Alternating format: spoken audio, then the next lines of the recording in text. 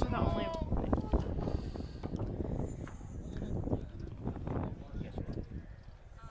That is so. Oh, that's the camera. Okay. I think that we are live here. I believe we're rolling. And welcome to today's TESPN broadcast of VISAA State Quarterfinal Soccer Action. And we are so excited for this game as the fifth-seeded Woodberry Forest Tigers, they come in with a record of 11-5. And the fourth-seeded Trinity Episcopal Titans, 12 wins, just one loss, and 4 draws on the year. These teams have already played a couple times in the season, and they are playing today for a berth in the state Final Four and a trip to City Stadium on Wednesday night. I am Rick Hamlin, joined here by Cece Molesky and Kate DeRocco, a couple of our 11th grade girls soccer players.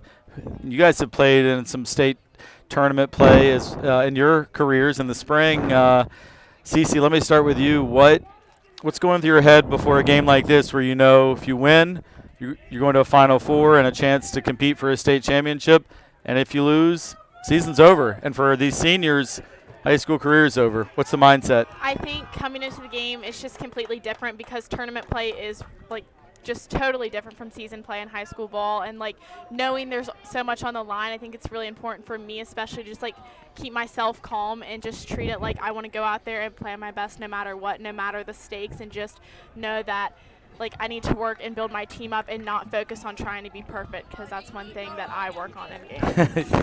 Yes, we know that. And Kate, as a goalkeeper responsible for keeping the other team out of the net, and your freshman year, we won a state quarterfinal game down at Norfolk Collegiate.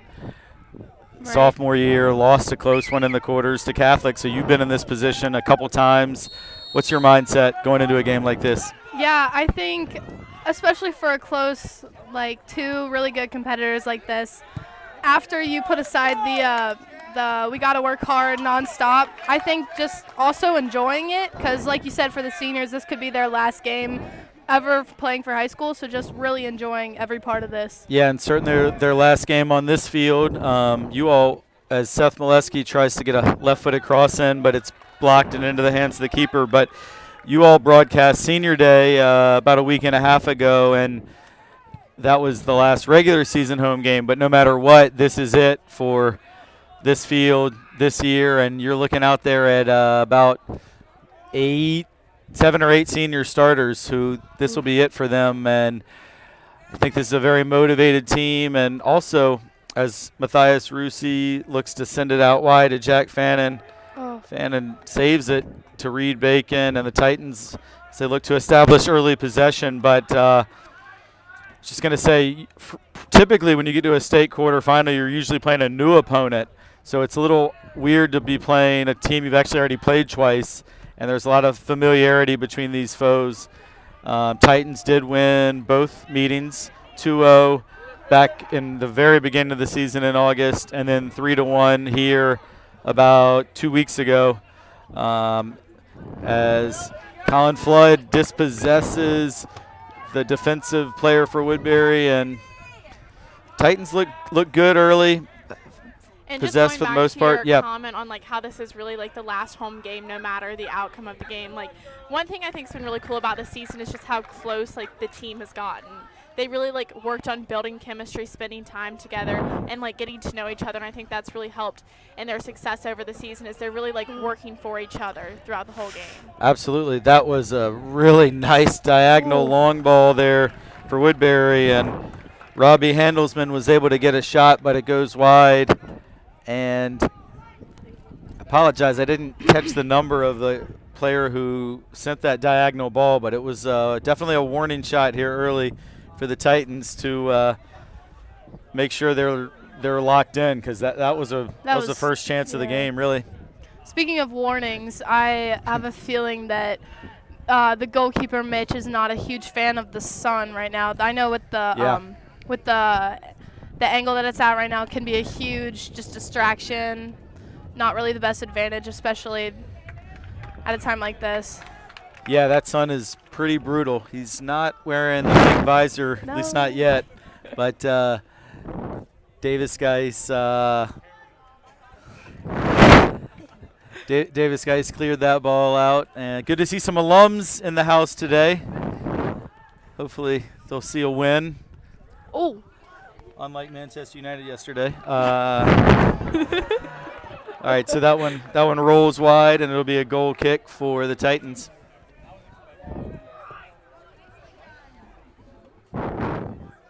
And I don't think we've actually talked about the weather yet, but it is an incredibly gorgeous autumn day here, but unseasonably warm, about 80 degrees, breezy.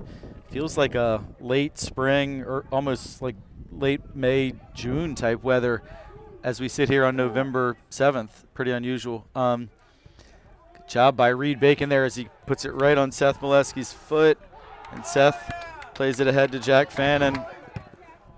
That's a big clearance over the bleachers by number 3, Cody Uchukwu, the senior defender for Woodberry, who's looks like he's going to be tasked with trying to mark Colin Flood today.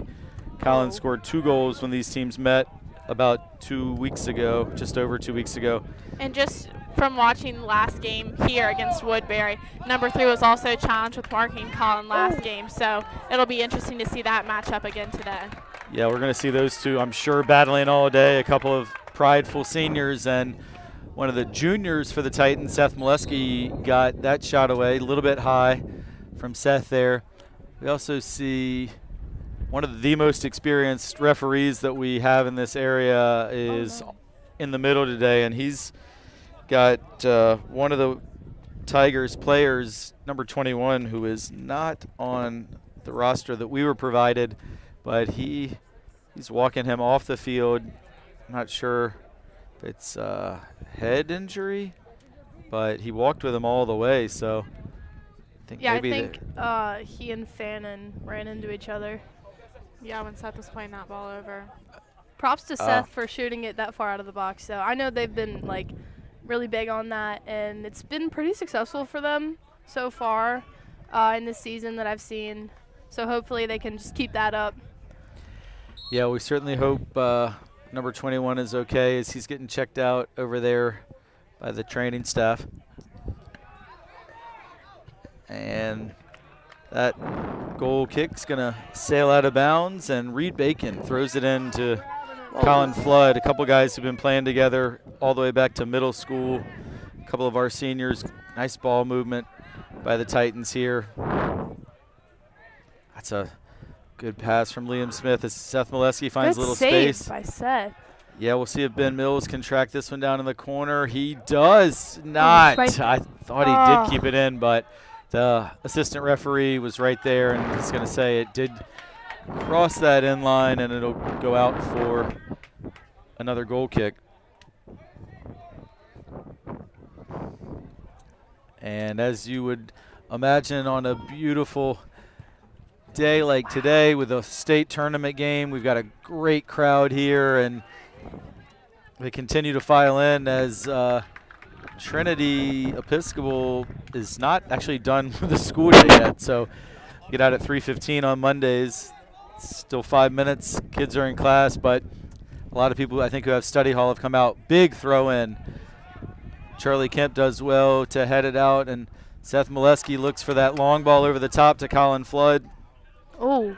And it's going to go out And for a Titan throw as Alejandro Ford heads that one out. Looking back at the goal kick that Woodberry just had, the goalie can kick it far, and we just saw how it was already down in the corner really quickly where Woodberry could have had a potential breakaway. So just the Titans seeing that and knowing that for future, and cutting off those chances. As you all know, having played many games on this field, on the smallish side, so Woodberry's field is, I think, definitely a little bit longer, a little bit wider.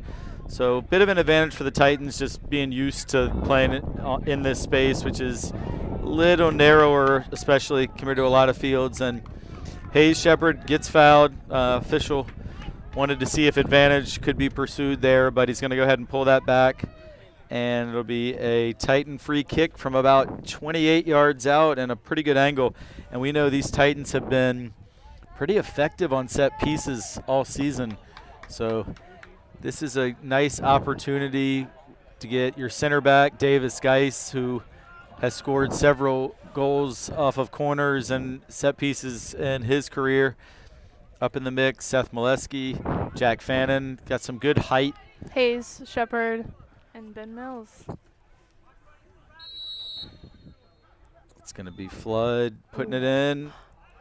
Well defended by the Tigers, but falls to Davis Geis at the top of the box. That's a nice ball to Flood. Plays it low and just wide.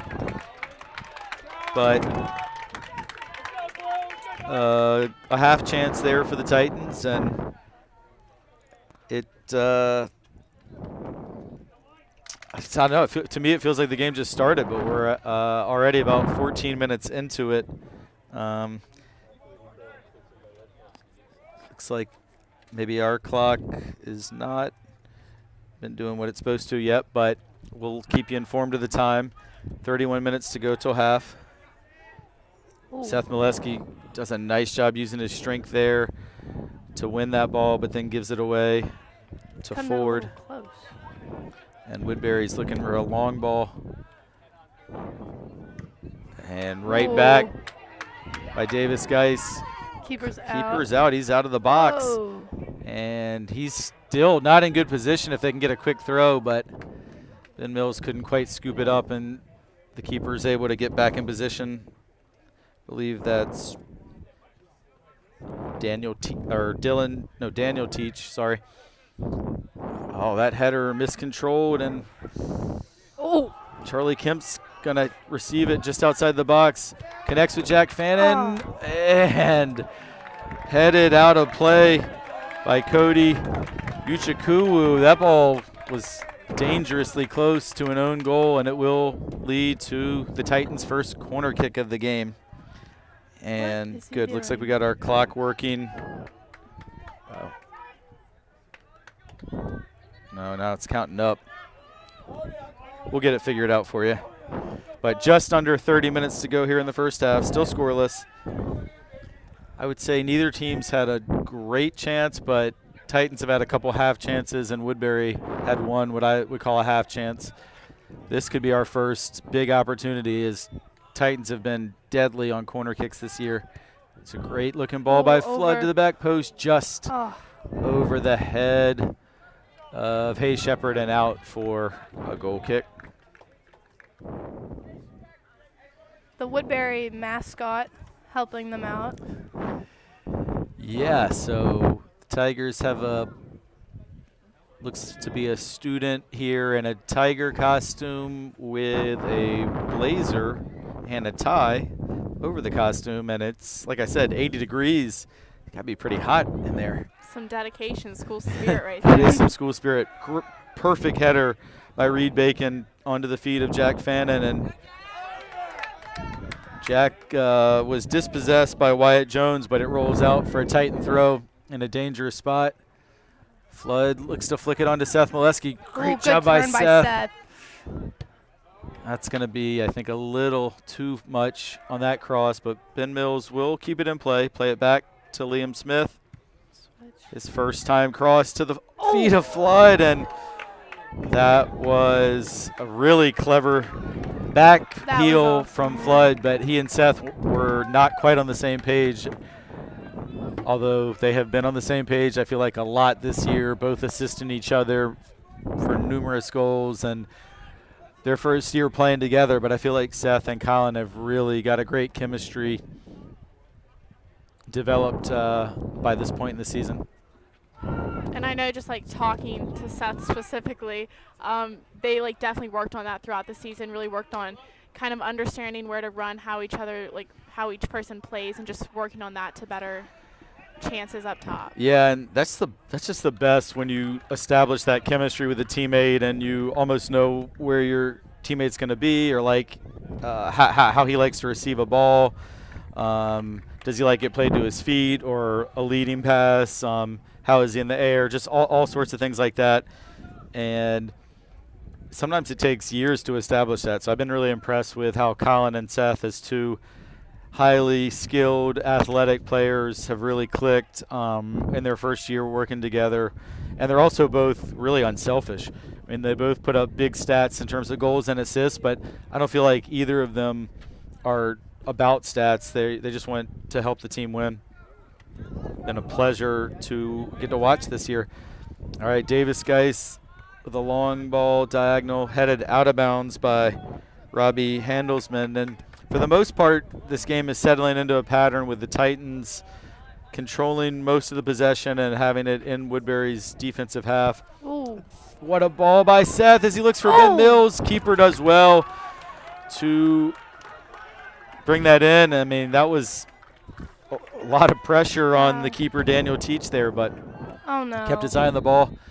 Ben Mills. Props to Ben Mills for fully going into that, but yeah, he didn't back out of that challenge at all. Certainly nothing dirty in it, but it definitely think was a painful one for Ben, and he's going to be subbed off.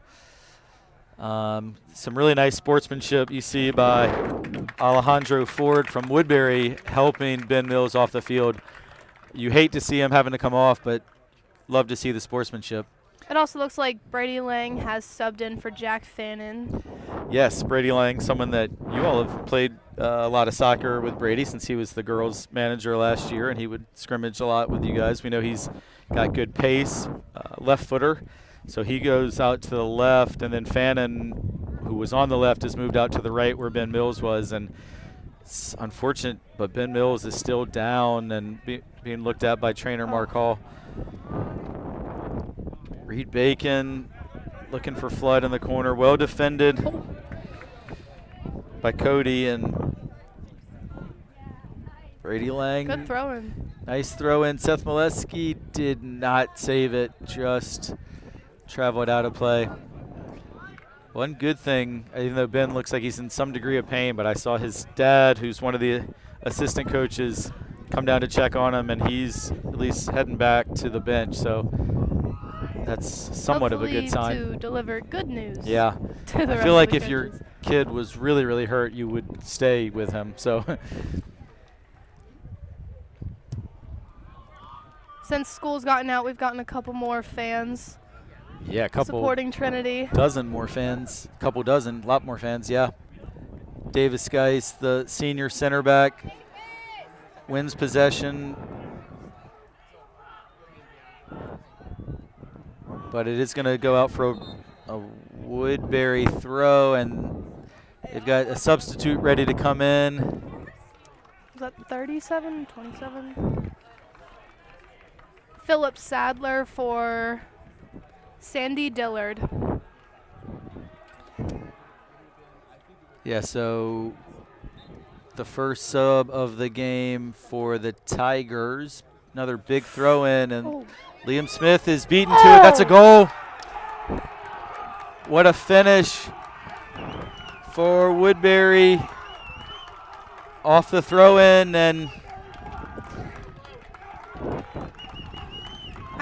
I think the Titans are looking a little confused at the moment. Like they're not sure what just happened. And I think that just shows the importance of, in games like this, especially where there is one game or no more left on the line, like always being turned on, always being focused, and always organizing your team and just making sure everyone's in the right spot and has their man, so that things like that can be prevented. Yeah, it was just a little bit lost the mark there, and a little bit of ball watching, and then you got to give credit. Yeah.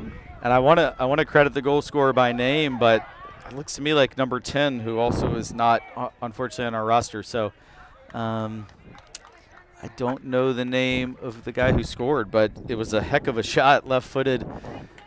Got to give him a lot of credit, and also the thrower, which I think was 14. I believe Wyatt Jones had the big throw-in that acted almost like a corner kick there, and yeah, I think with what just happened, people just really weren't paying attention. It must have been a quick throw-in, and I also think there was a ton of lack of communication. I don't think anyone saw number 10 coming from anywhere, and he just took it because no one else was paying attention. I think this is definitely a good a wake-up for them. I'm pretty sure they're all going to be 100% more on their toes, just more ready Yeah, the frustrating thing from the Titans standpoint is that was really the first look at goal that Woodberry had yet. So kind of felt like it came out of nowhere. Yeah. And just like going off of that, it just really shows how important it is to finish the chances that you have, because you never know when the other team will or how many more chances you'll get. Yeah, so just about the midway point of the first half. Still plenty of time left. But Woodberry, who comes in here having lost to Trinity twice this year, does strike first and takes that lead. And it is not good to see that Ben Mills had to get in the cart and not able to put really any weight on that ankle. Oh. It's a kid who's worked about as hard as anybody in this program. So I know Mitch is cursing that son right now. Yeah, for sure. That probably made the Huge challenge of difference, that yeah. shot even more. Nice ball from Good. Seth Molesky to Colin Flood. And once again, Alejandro Ford, he's done a nice job, the tall center back for the Tigers. Flood Oh. looks for the nutmeg. Hayes Shepard possesses good change of pace, and he'll earn a corner Nice. kick. That was really well done by Hayes Shepard to be able to win that corner. And That started from Flood,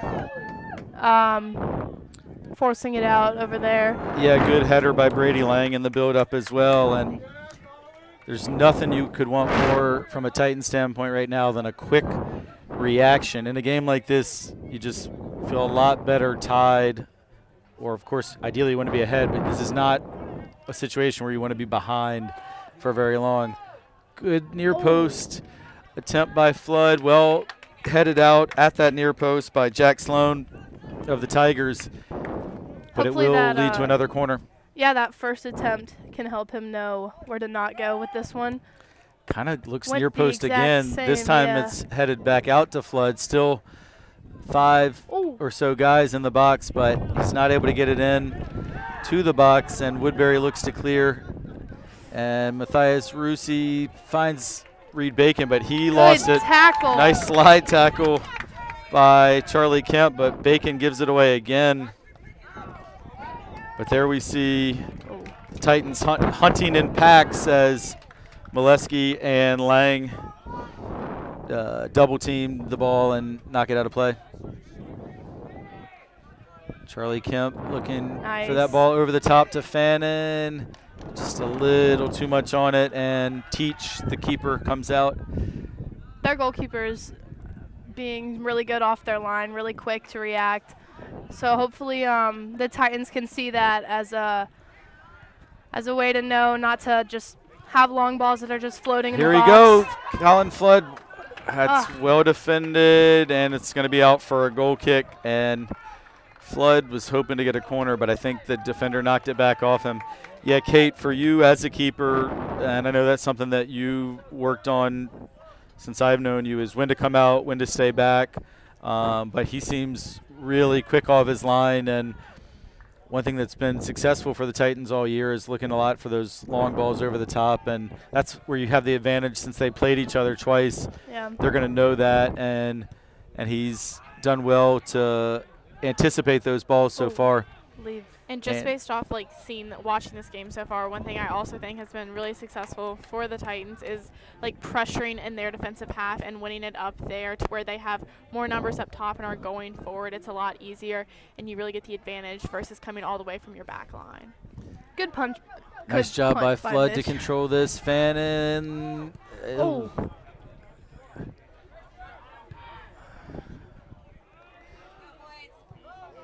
There's that son again, I Yeah. think, playing tricks on Matthias Rusi, and he's not able to clear, and Woodberry looks to counter. Step. Ooh. That was a nifty little cross played into the near post, but Mitchell Kugelman did well to pounce on it. I actually think if number 24 had made a near post run, that could have been. Yeah, I think Yeah. there was it just looked like there was a bunch of standing. Close call. Oh, yeah, it was called. There. Which way? I think that was a high kick against number 35 yeah, for it- Woodberry. I think it's a Woodberry ball. Oh, Yeah. wow. Yeah, I mean. Collins' foot went just. Whoa! What I on mean- earth I mean. was that? Goodness gracious! I have never seen So- anything like that I have before. never seen. Yeah, let's try and describe what just happened that Kate said she's never seen. But it was a dangerous play, I think, against Trinity. But the referee, and I've coached many games with this ref, he's a really good ref, but he didn't point either way. He just put a Yeah. hand up. So then Definitely. there was some confusion of whose kick it was. Then when Woodberry tried to take it quickly, Charlie Kemp stood in front of the ball so they couldn't take it quickly. And forward shoved Charlie Kemp. Not too hard. Not hard. It just was Charlie- completely unnecessary. Charlie went over. Yeah.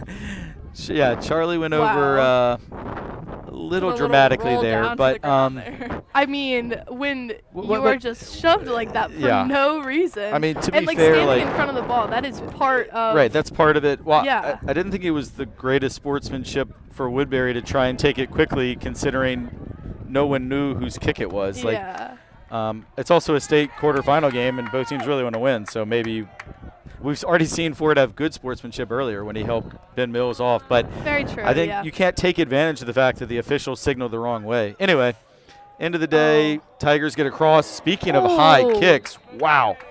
Which way That is was up in the face of Davis Geis there, and definitely going to be a high kick coming back out the other way.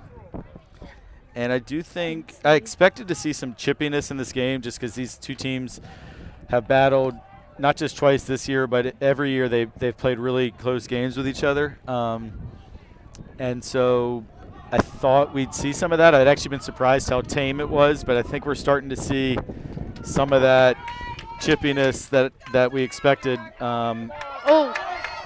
And that ball is Oh. Colin couldn't quite secure it. And so it is knocked out of play for a Titan throw. Brady Lang finds Hayes Shepard back to Brady Lang. They allow him Good to get that cross. cross off, but he was offsides, which is really unfortunate because Jack Fannin headed that one into the back of the net. But Brady Great cross. straight offsides, Yeah. allegedly. Definitely a good idea. Yeah, good attempt by them. Oh, And that I Is the didn't see a shove on that, but no, but you put two hands into a guy's back, you give Yeah. the ref the chance to make that call. That type of foul really, as a coach, is infuriating. I mean, the kid's not even facing the way he wants to go. Now they get numbers up and have a chance to do something dangerous here. And we've seen how far they can kick the ball and how every time they have had a free kick, they've been able to put it in the box. So definitely not a position you want to be in right now. No, it wasn't much in the push, but you just can't put your two hands in someone's back in that position. good clearance by Brady Lang. Straight into our abnormally ever-growing student ever-growing section. student section, yeah.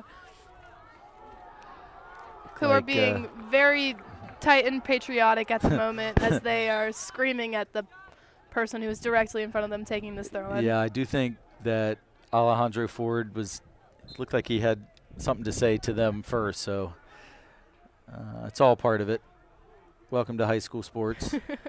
That is back out for a throw-in, and it's almost the exact same position from where Woodberry scored earlier. So Hopefully, yeah, they're more on their toes this time. Seeing that run, who's getting ready to go to the back post. That not Reed Bacon, that's Liam, I Yep. think. Yeah. and they do go for that same Yep. throw, and it finds the same number 10, but this time dealt with much better by the Titans. Yeah. Oh, And yeah, just much better handled because that was almost a carbon copy of how Woodberry scored yeah. about 11 minutes ago. And you definitely see 35 and 3 for Woodberry working together to really prevent any chance of Colin Flood being able to turn on them and have a chance on goal just from his stats this season. Yeah, Brady Lang looked to play it right across the top of that 6-yard box, but Fannin couldn't quite connect. Great look, though. I mean, the first time he did that, it was almost successful if it hadn't been called off sides. And then on that cross, if just someone had been there at the back post, it probably would have been a goal. So maybe if he just keeps it up. Yep. Over there. Yeah, Brady's really well suited for that position out on the left. And Mitchell Kugelman is going to handle that one out of the top of his box. And you see him covering his eyes with that sun.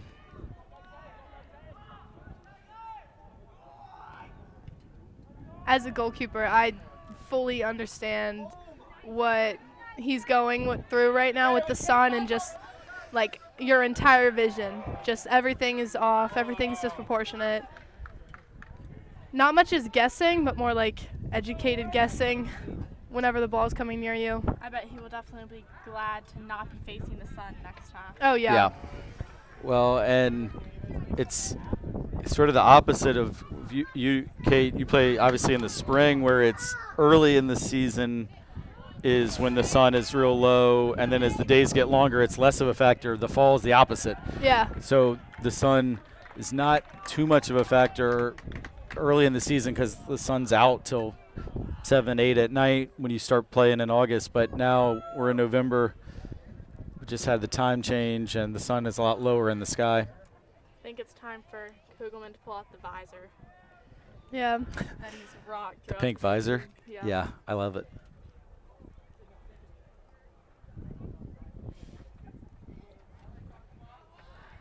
All right, Jack Fannin gets it back to Liam Smith. Ooh, that popped off of someone's hand. I guess it was Hayes Shepard. I think it was Hayes Shepard, yeah. Thought for a second it might have been Woodberry hand, but we're going to get that one against the Titans. Looks like the Woodberry mascot has now included a lion head to their costume, which definitely cannot be helping the heat. Tiger head. Oh, tiger. Oh, yeah. Tigers. I forget. It's the same thing. No, lions and tigers, not the same thing, Kate. We'll talk about it at halftime. All right, Charlie Kemp going in hard. Reed Bacon, a little bit of a miscontrol, but he works to get it back, and it's off into the bleachers, and we're now under 10 minutes to go in this first half, and another Tiger throw from that same dangerous area, and I'm sure they're going to look for another big one. I think it'll be really important for the Titans just to get that tied goal in before the half. So when they come in at the half, it's almost basically 0-0. New game. That's a perfect ball played over the top by Seth Molesky, but well defended by the Tigers. I think Colin thought maybe some obstruction, but no call there, and they're really, there's pretty much always two people around Colin Flood at every time he gets it, at least two, sometimes three.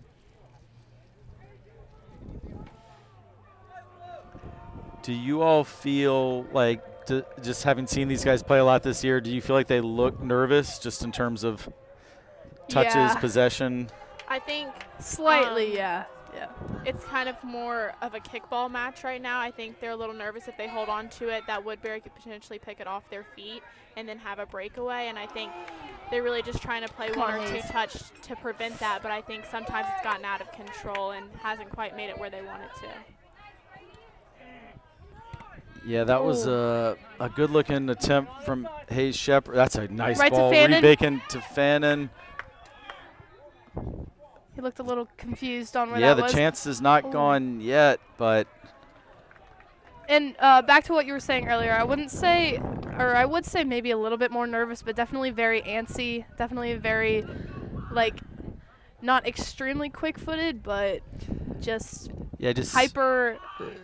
Seems like the passing and possession is not quite what we've seen at times from these guys, but you got to also give Woodberry credit for their game plan, and Tigers do well there to prevent the corner kick, but it is a throw-in from deep in Woodberry's defensive half. And looks I for think Jack Fannin. Go ahead, I Cece. think some nervousness, like in games like these, where it is like a state tournament game, like that's expected, and like everyone is going to feel nervous. They want to win, of course, so there's the adrenaline there. But I'm just, like, nervous just watching this. handling the nerves and just like kind of staying calm, I think is probably one of the biggest challenges of these games. Yeah, I agree it is expected. I do think that in some ways, especially when you have the lead like Woodberry does, and they're just set up to play a little more defensively anyway, it can be a little easier because breaking a team down can be a little more difficult than just holding a team out. And so Woodbury's not really set up to try and connect a bunch of passes. They're just set up, especially with the lead, to defend and counter. And so the amount of precision it takes to beat a team with quick passing and possession is just a little bit harder ask if you are feeling a little nervous. And like that's a good example. Charlie Kemp never gives away possession, but he just did there. He worked. That was a flop get if it I've back. ever seen one. That was, Yeah. in my opinion. But then again, I am a terrible ref. I think also like one part of Woodbury being more defensive and kind of sitting back in their half is they're definitely aware that the people in their back line and their goalie like can play the through balls up all the way from their back line. So I think they're really taking advantage of that as well, and realizing that they don't necessarily need to play a ton of balls in the middle to have those chances up top. Yep, exactly. Well, that's a really nice header from Hayes Shepard right in stride for Charlie Kemp, and he's got Jack Fannin. If he can slip it through there, he sees him. Fannin. It's on Fannin's foot. Whoa! And it is going to be a goal kick. And Fannin thought he got taken down from behind. At a minimum, I'm not sure how it's not at least a corner, because you either got if you're the Woodbury defender, you either got the ball or the man. But I guess maybe they said it came back off Fannin. It's a really good pass by Kemp, and Jack Fannon's unable to control it. Titan fans definitely thinking he got fouled there, but.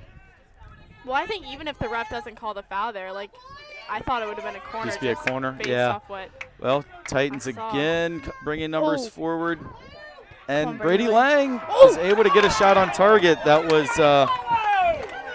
was on Brady's right foot, which we know he's not quite as comfortable with, but he did well to redirect it on frame.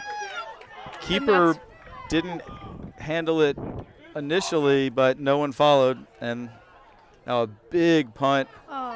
Thias Rusi. And it's a tough spot for Liam Smith, but he does really well to shield.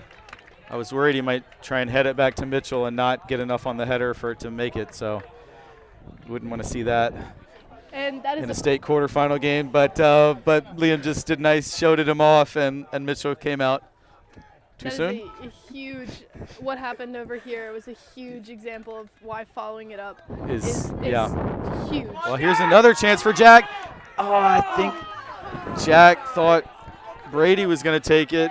Brady, it was on his right foot and Jack's left, both of their weaker foot. And Mitchell's going to do well to come out again. Good job there by Charlie Kemp to get back in cover, number, I think, 24 in the middle.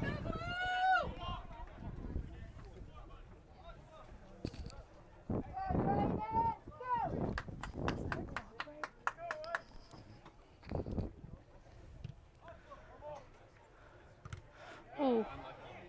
Hayes Shepard battling in the middle for it.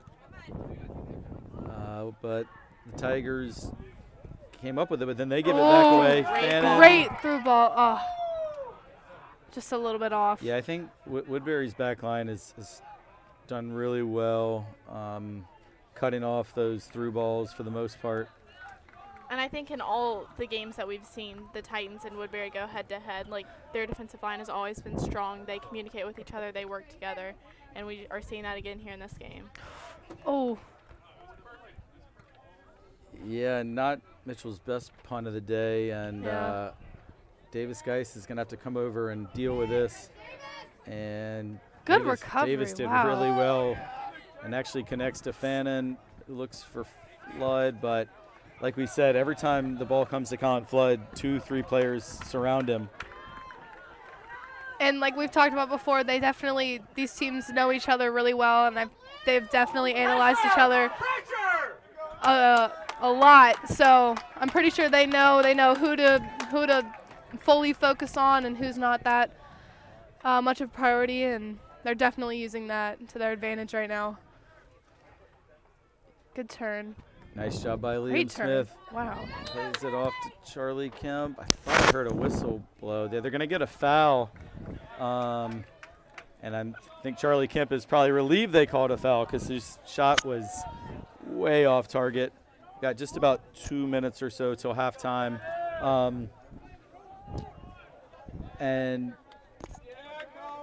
Colin Flood, we had a free kick from a very similar position earlier in the half that Woodberry dealt with really well. But one thing I was going to say, Kate, to your point about, and CC, how well these teams know each other, usually in a state tournament, and I know I'm on the committee for both boys basketball and girls soccer, they try and give you new matchups in the state tournament if they can at all avoid rematches. So a little weird to play a team for a third time, but that's a great ball by Flood.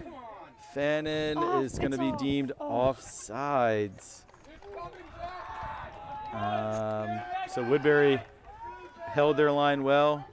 Got the Tiger mascot hustling to get this ball back in play before half.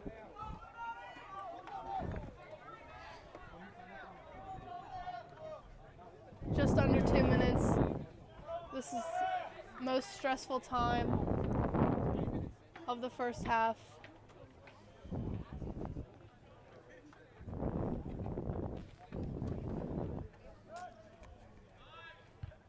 Good header. Oh, wow. Really good header. Ford using his height to just be first as much as he can. Good hustle there by Charlie Kemp to keep that ball and win possession for Trinity. Oh, wow. Another time looking for Fannin, but they've done pretty well keeping him in check.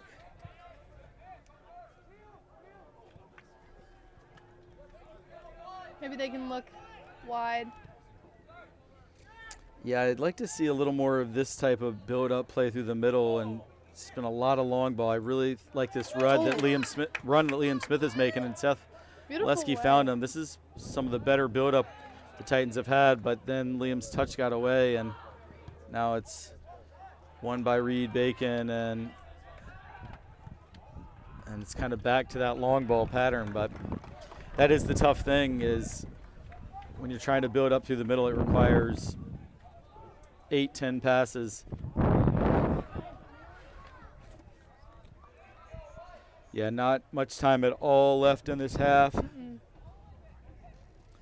I think one of the biggest things that we could probably take away from this half is like Woodberry is doing a really good job of adjusting to who has had the chances and really like stopping them from having even more. So like kind of constantly mixing it up, who's making the runs, who's getting the ball, I think will be a really good attribute for the Titans if they can implement that. Yeah. In the second Good half. look by Fannin. Oh! We're gonna say Brady Lang came back from an offside position there, and you know, one thing I've noticed, you can maybe see this on your screen, is that assistant referee on the far side, one of the Woodberry coaches is kind of right in his ear, way down that sideline, and I think he's making sure that he's very in tune to the offsides. That one, we were pretty much right in line with that. That was a tough one.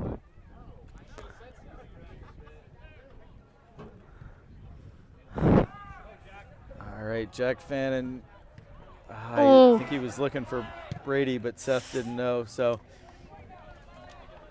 I think Coach Phillips and the staff are probably looking forward to that halftime whistle, just to be able to get together and regroup and come with some fresh ideas of how to break down this well-organized Tiger defense. Good moves by Seth. Yeah, some really nifty moves, but they're not really. I think they're just waiting for the whistle to blow. Oh.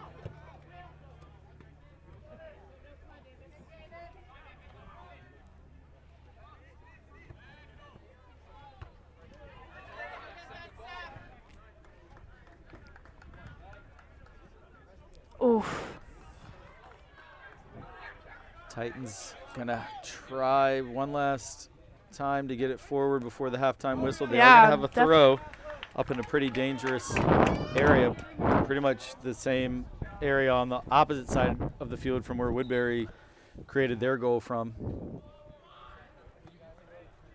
Well into first half stoppage time, and the ref has put the whistle to his mouth, so I think this is going to be last kick play. of the ball. Maybe we can get Checks it. his watch, and that is halftime. You can see the Woodberry bench really fired up, and as you would imagine, a team who comes in here as the underdog, having lost twice this year to these trendy Episcopal Titans, but they have a lead. Really, their only shot on goal found the back of the net. So halftime score, Woodberry Forest 1, Trinity Episcopal 0. Before we take a quick break, let's try and get some analysis from what you guys have seen. Kate, we'll start with you this time. What are just your impressions of the first half? Well, I think it's been kind of even, which is not something I would want to say, but it's looking pretty even, except for, especially when they have goal kicks. I feel like because their keeper has amazing goal kicks, they're going to the other side of the field, but we are kind of almost always bringing it straight back, which I think is really great to see. But also just like the energy of all of this is really awesome. Like, I'm nervous every time the ball goes near either end, and if people in the crowd can feel that energy too, I can just only imagine what the players are feeling, and just hopefully that momentum just brings them closer to a win and just closer to extending their season as much as they can. Yeah, thank you, Kate. Great comments from you. Cece, what do you see?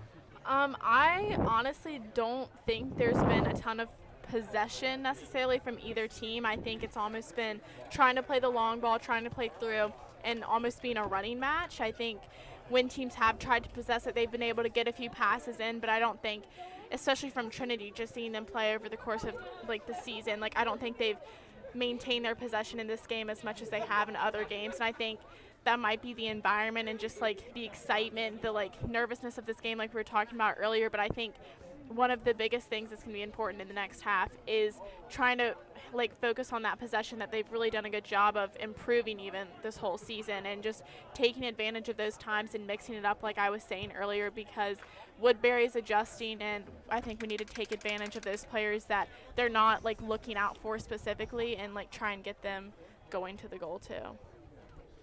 Yeah, great Facts. Analysis from both of you. My thought would be that these Titans have played, I think, 17 or 18 games this season, and they've scored in all of them. So I would, right now, if I was addressing the team, I would just remind them, look, guys, like we scored at least one goal every game, and I think other than their 2-1 loss at St. Christopher's, I'm pretty sure they've scored just about 2 goals every game. I guess Benedictine was, I think, a 1-1 tie, but they've scored in every game and scored at least 2 in every game but 2, I think. So it seems to me that just reminding these guys that we can the goals coming, got to score the next goal for sure, and then we'll roll on from there. But just build that confidence, and they have created several kind of half chances. Probably the best chance was that through ball from Charlie Kemp to Jack Fannin that he couldn't quite bring under his control, and I know the fans and Titan players thought perhaps he got tripped from behind, but the official didn't see it that way. But like you said, Cece, just try and possess a little bit more, create a little bit more. I'd be interested to see either Seth or Charlie get a little higher up the field. They're both fairly deep lying right now, but I mean, at some point you're going to have to take a bit of a risk. And Woodberry seems pretty content to get numbers behind the ball. So getting one of those creative players in a little bit more advanced role might be something that the coaches will think about as the second half wears on. But and I think also just one more thing. Yeah. Like, I think one of the most important things here like obviously you want to win, but like just remaining like encouraging and positive towards your teammates. Like it's easy in these situations to start yelling at each other, like blaming each other for mistakes, but really just continuing to lift each other up and keeping the energy high, positive. I think that's really also going to help Yeah. see, like improvements in the second half. I totally agree. I feel like the Titans have actually been super good on that. I don't think I've ever seen anyone yelling at anyone because they messed up, which is really great to see, especially in high school sports, because that stuff can get just really aggressive sometimes. But also back to what we were saying earlier, Cece and I were talking about this for the senior day. It's just the more shooting, the better. Just every single opportunity. I think what I'd like to see in the second half is just definitely any opportunity they have, because all of the players on this team, they can shoot. Like they have power, they can score, and most of them have done it. Yeah, and we have seen the Woodberry keeper a couple times Fumble like, it and, yeah. and leave a rebound. So you put it on frame, and even if you don't necessarily put it directly in the net, you might create a rebound opportunity. And to tire out the goalkeeper, just the more activity down there, the better. Just the more constant, just the more the better, you know? For sure. All right, let's take a short break. There should be probably just about 5 or so minutes left in this halftime. So we're going to take a short break, and we'll be right back for what promises to be a very exciting second half of action. Please stick around.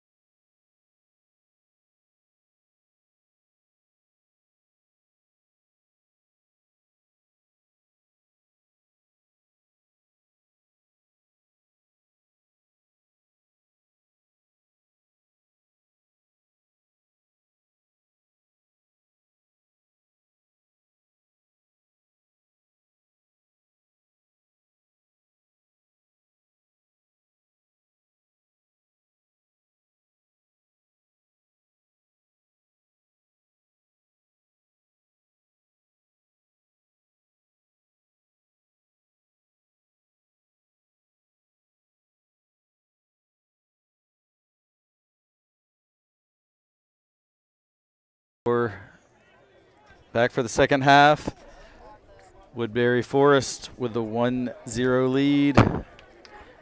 Their goalkeeper is going to have to deal with that sun in the second half.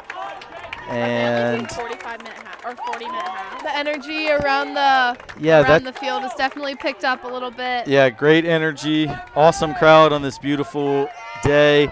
Yeah, so Cece makes a good point that if this was a regular season game, these guys play 45-minute halves. But weirdly, the state tournament's only 40. So I don't like that. I don't like that either. But I guess it may be an issue with daylight, with the time change.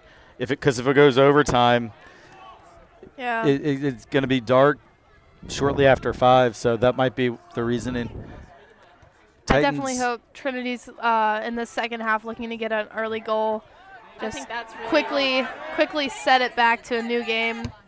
I think that's going to be really important in changing the tempo of the game too. Like once you get that goal, you're really back in the game and excited to keep going. Sorry, guys.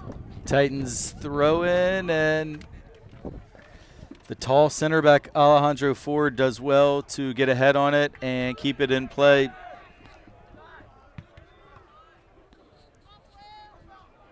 Loose ball in the box, cleared out by Ford. And for me, in the first half, he was probably the most important player for the Tigers. Colin Flood, his low shot blocked by one of the defenders.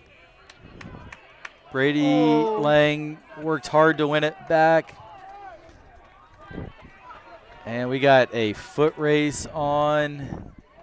And Reed Bacon, really nice job by Reed to shield that ball out for a goal kick.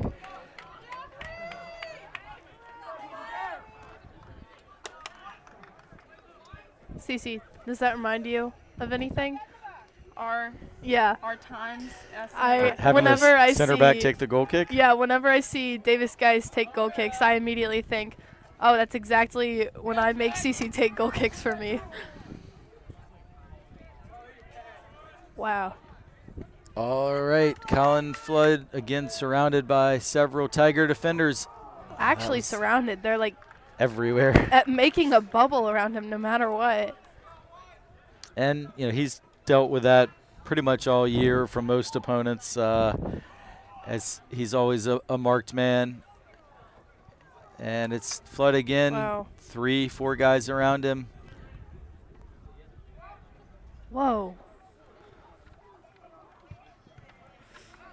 That was not the best clearance for the Tigers, and Hayes Shepard is going to be able to track it down, but he's dispossessed by Woodberry's goal scorer, number 10.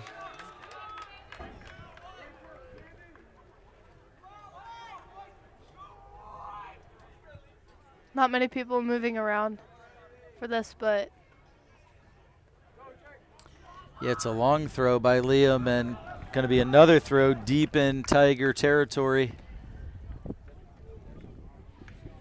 I think already in these first 4 minutes or in the second half, you really see the Titans putting pressure on their defensive line and trying to win it up there, which is something that I think in the first half really helped them. Yeah, I agree, Cece. They're definitely pressing higher up the pitch. Good recovery by Seth right there. Seth Molesky has some space. He's looking for some targets in the box, but ends up playing it out to Brady Lang. Ooh. Another good clearance off the head of Ford. I just keep thinking, like, who's there whenever the Titans pass it? It's just either keeps getting passed straight to Woodberry feet or just to empty space where it's like, oh, if someone was right there, then such a good spot. Yeah, and you see Colin Flood has come well back just to try and be able to receive the ball. Oh, that's a good idea from Seth Molesky, and it's going to earn a corner for the Titans, and this huge crowd is excited for this opportunity. I mean, even sun is even kind of rough on us right now. Yeah. Coming through our broadcast position here. think maybe that'll be an advantage for the Titans on this corner kick as Yeah. the goalie and maybe some of the defenders won't be able to see the ball quite as clearly. I wonder. Okay, yeah, we do have someone on the goalkeeper. No, we don't. Flood goes for that near post again, and Woodberry clears it out, but only for another corner. Come on, guys. Titans have about 6 guys to aim for in the box. Nice job by Woodberry to head that out of play for a throw-in. I believe that is another corner. Is it a corner? actually. Another, yeah. Sorry, we can't see that corner from where we are, or maybe Cece can because she's taller than I am, but I was just surprised on the angle. I thought it would be a throw, but you did the smart thing and looked at the ref. And he signaled for a corner. I actually looked at him too, and I didn't believe him. But another chance for a corner from the opposite corner. That's a great ball. Oh my! Cleared off the line. That's why you put a defender on the post. That ball was headed into the corner by Hayes Shepard, but an incredible job to clear it. But now Flood still has a chance. He's going to get around that outside back. Slips it in. Jack Fannin. And I think we have a handball. Handball? I believe it's going to be a penalty kick. And a red card as the Tiger Central defender threw his arm out. No way. We have a straight red and a penalty kick. And number 3, Cody Udawuchu is going to be off. And Jack Fannin put that left-footed shot on goal. And the official's going to say that Seth's taking it. Udawuchu Is that Seth? Yeah, that's handled Seth. it. And Who was the red card called on? number 3, he's still pleading his case, but he is off. I think that will be a big advantage for the Titans as he's been one of the players that's really locked down and defended Colin Flood really hard. Yeah. Cece, since this is your brother and you know a lot about his soccer skill, Yeah, what do you think? Don't even say where he's going to put it till after. Even Just say. think about where you think he's going to put it, and then afterwards you can confirm if that was if that's what you expect. In case someone's watching the broadcast, so they don't quickly get a word down. Can't jinx the PK. Exactly. My heart is racing right now. And you see number 3 for Woodberry. Again, nice show of sportsmanship, shaking hands with all the Titan players on the bench as he makes his way over. And if Woodberry were to win this, he would be out of the next game. The end of his season. Because he's a senior. Yeah. I mean, I guess if they won a semifinal, he would be back for the final. I think it's just a 1-game suspension. Oh, yes. I forgot that this was the quarterfinal. What? Oh, I'm guessing the ground over by our PK spot is just not the best quality. Lot of fooling with the ball here on this penalty spot. A couple of the parents seem a little bit upset, but well, they I'm just sure aren't these very guys have been practicing PKs, so that spot's probably a little chewed up, but definitely just adding to the tension. Come on, Seth. A few of the parents are not too happy with this.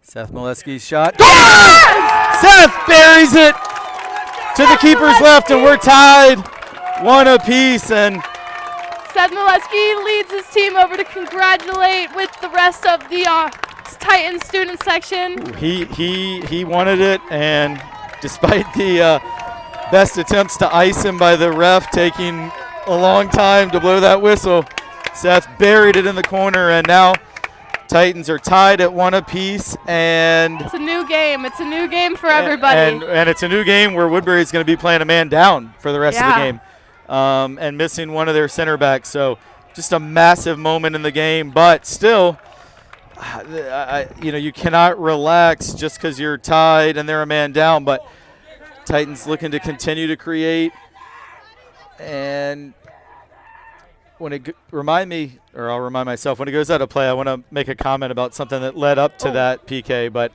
I don't want to take away from the action as it happens. And Hayes Shepard wins possession, and now the Titans looking to just keep it.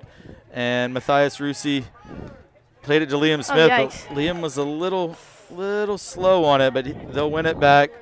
And Davis to Fannin. There's just something special about this after goal momentum that each team has.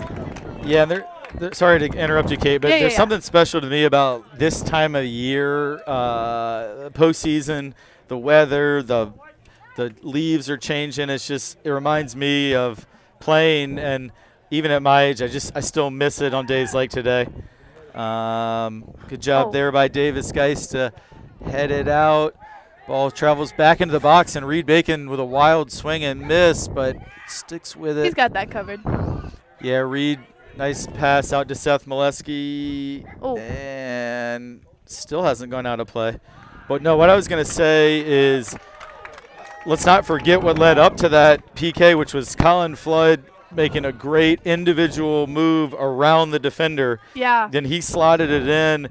They couldn't clear it, and Jack Fannin put it on frame. But that was an example of Colin Flood's creativity, even though he doesn't get the goal or technically the assist. But he still, in large part, created that goal, as did Fannin. Woodberry responding well, though, to being scored on. They've had a nice little spell here in the Titans' defensive half, and for me, like as someone who's coached a lot of soccer, I always wonder after giving up a PK, how does your team respond? And to their credit, they've responded really well. Yeah. And especially with the man down. Yeah. Haven't really seen the impact of that just yet. Yeah. But we may see it here as that one defender short. I think that one's going to, Seth. Yeah, just right out. Couldn't quite get to it.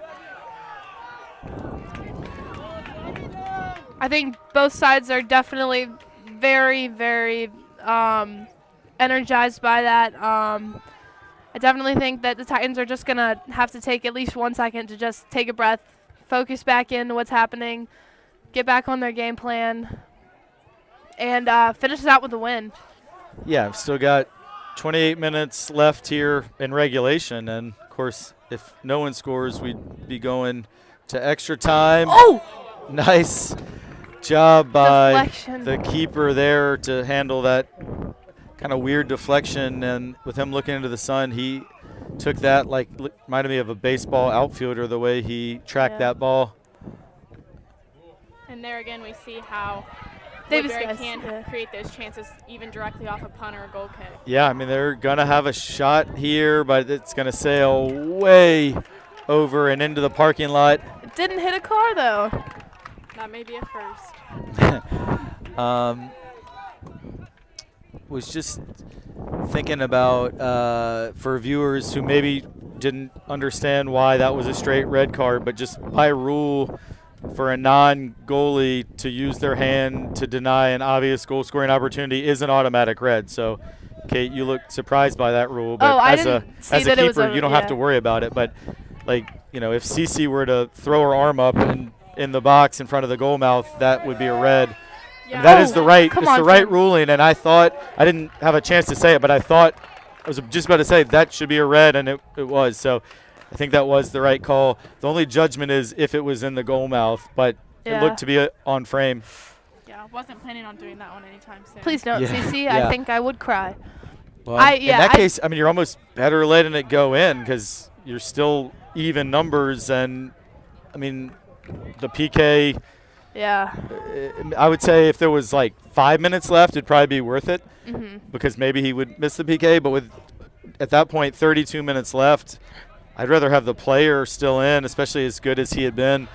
But it's also a reaction in the moment, and so and it happens. Watching these last few minutes, I do notice that Seth and Colin have switched positions as Colin is now playing the 10 and Seth is now playing the center forward position. Also sometimes known as the 9. Yeah, that too. I don't know the numbers. I play in the back. It's a big distance. You're number 4? Yeah. What am I? Am I 1? No. Yeah. I'm 1. Yeah. Nice. You're number 1 in our hearts, Kate. Aw. And number 99, I think, on the back of your goalie uniform. Oh. Right. Colin Flood used a little too much of his body there, at least in the estimation of the official. Oh, it looks like Ford has a couple words with our student section. Yeah, well, even as a visiting player in a game like this, I would love it too. Just playing in this environment with a huge crowd, and that I think All eyes on you. Yeah, all eyes on you. Even though it inspires the home team, I also can imagine if you have the right mindset, it can also inspire the visiting team to dig deep. And now he's definitely taking his time, which is smart at this stage when you're a man down. I mean, probably you would take, if you're Woodberry, you would take getting to PKs, I would think. That looked like was shouldered out, I think. Yeah. This is in a little bit of a tricky spot, but good hands Mitchell by Kugelman, Mitch. great job by Mitchell. He snatched that like a basketball player getting a rebound. Very cool. Very calm. Yeah, also good job defensively to shield number And a 30 good off. punt. Was a good punt, and Flood tries to put it in the stride of Jack Fannin. Tigers Just still save in. it. Yep, still in.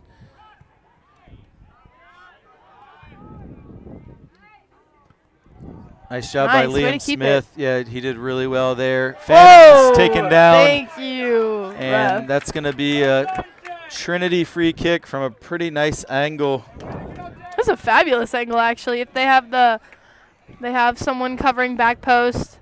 Yeah, it's a good angle, and it's also a difficult angle for the defenders and the keeper with that low sun.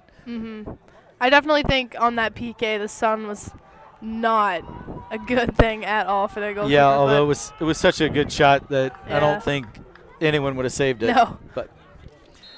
But yeah, it couldn't have helped.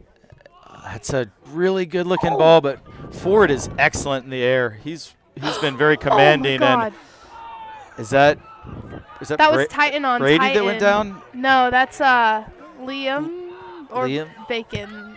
That was Liam, I believe. Good job by Matthias Rusi. Very nice by Matthias. Right, it is Liam Smith. The right back is still a little slow getting back into his position as he went down hard.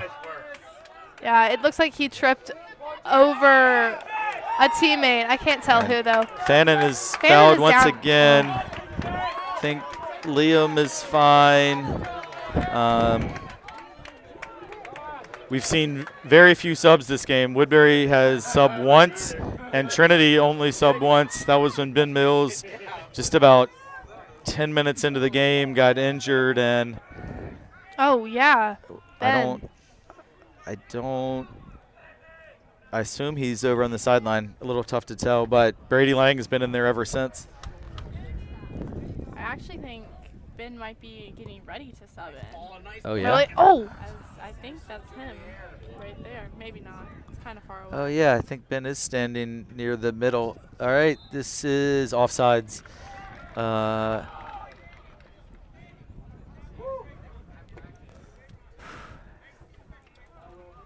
Wait. I don't know. It looks Where is to me Ben? like Ben has a wrap on his leg and no shin guard, so I think maybe he's just making friends with the fourth official. That's one thing. When you play in the state tournament, they add that fourth official who controls the subs, and that guy's had pretty much nothing to do, which is it's kind of annoying to me because it just slows everything down when you have the fourth official, but Yeah. it doesn't really matter when they're not subbing Good a lot. header by Fannin. Like St. Chris, if you recall, subs at every. Yeah, I thought that got deflected. Definitely a corner. It should be a corner. The official didn't seem to see the deflection because it's going to give a goal kick. But if you remember, St. Christopher's, like they sub constantly. So with a fourth official, they usually won't let the sub come on until the player comes off. So it just slows the game down. Whereas when they're not there, usually, you can kind of meet in the middle. But enough on that. The game is stabilized, I would say, from when Trinity scored, and then Woodberry the first 2 or 3 minutes after pressed up a lot, but now it's kind of descended back into a little bit of that kickball that we saw in the first half. Reed Bacon shows a lot of poise to connect to Brady Lang.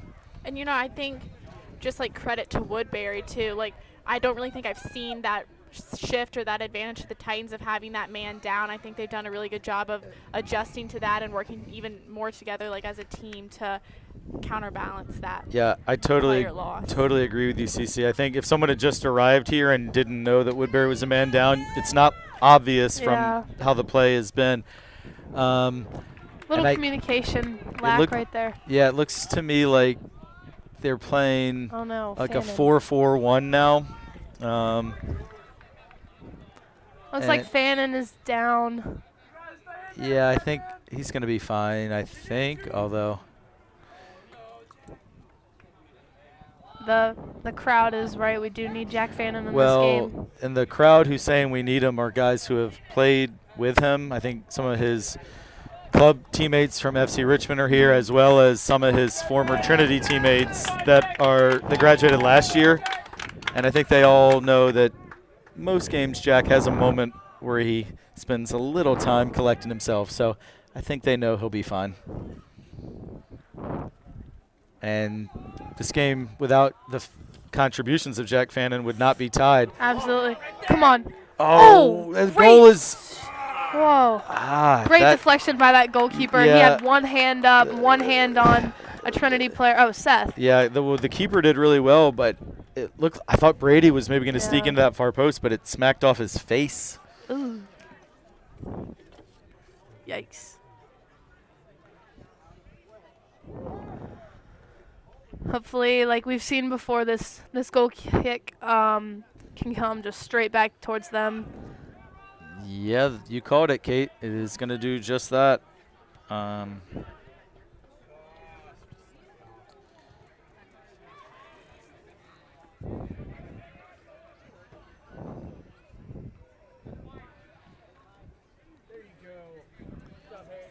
Hayes Shepard wins possession, plays it to Matthias Rusi, and now Davis Geis, who looks long, but yeah, I like the idea, but that one sailed out of bounds. And just going back to talking about subs, we've talked about how they haven't subbed a lot. And just looking over at the Trinity bench, we did just see Nate Holloway and Oliver Simpson warming up, potentially coming in the game. Well, it's definitely probably the warmest game these guys have played in a few weeks. I mean, it's 80 degrees here. Jack Fannin is able to cross it, but well read by the Tigers defensively. For a second. Yeah, some good pressure applied by Charlie Kemp, and quick throw right there. Quick throw, Fannin's cross will go, not going to be a goal kick. It's going to go all the way out the other side for a throw deep in Tiger territory. And this is where you'd like to see the Titans really try and lock them into this corner here. Yeah. And they do create a turnover in a good position. And good Charlie Kemp, nice switch of play to Fannin. And now back to Liam Smith. And they're definitely tightening the screws a little bit. That's a lovely left-footed ball. It's going to be over the head of the defender. Brady Lang with a chance. He tried to play it back across, but well cleared by the Tigers. Yes, Seth went for the Seth was so ready for that. Ridiculously spectacular there, and he may get made fun of a little at the dinner table tonight, provided the Titans can find a way to win this game. Otherwise, we'll never speak of that play again. All right, Brady. If that had gone in. Yeah, into Flood. So you don't Flood think gets around him on the in line. And there's that man again, Alejandro Ford, who's been a stalwart of the defense for the Tigers. But it is going to be another corner.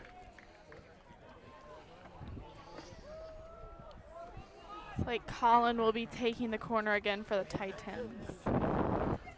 Yeah, it's about the, I think, 5th or 6th corner so far today for Trinity, and they've yet to really create much, but that one just right over is everybody. Tipped, and it's going to be another one. Yeah, that was the most dangerous one we've seen. I think it went almost through the keeper's hand. The official said the keeper just got a little fingertip to it. Yeah.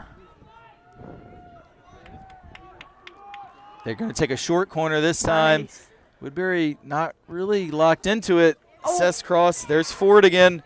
Oh, well defended. It's Charlie Kemp's attempt was headed goal bound, but the Tigers Quick have throw by Brady. almost everyone back, and it's going to be For a another corner.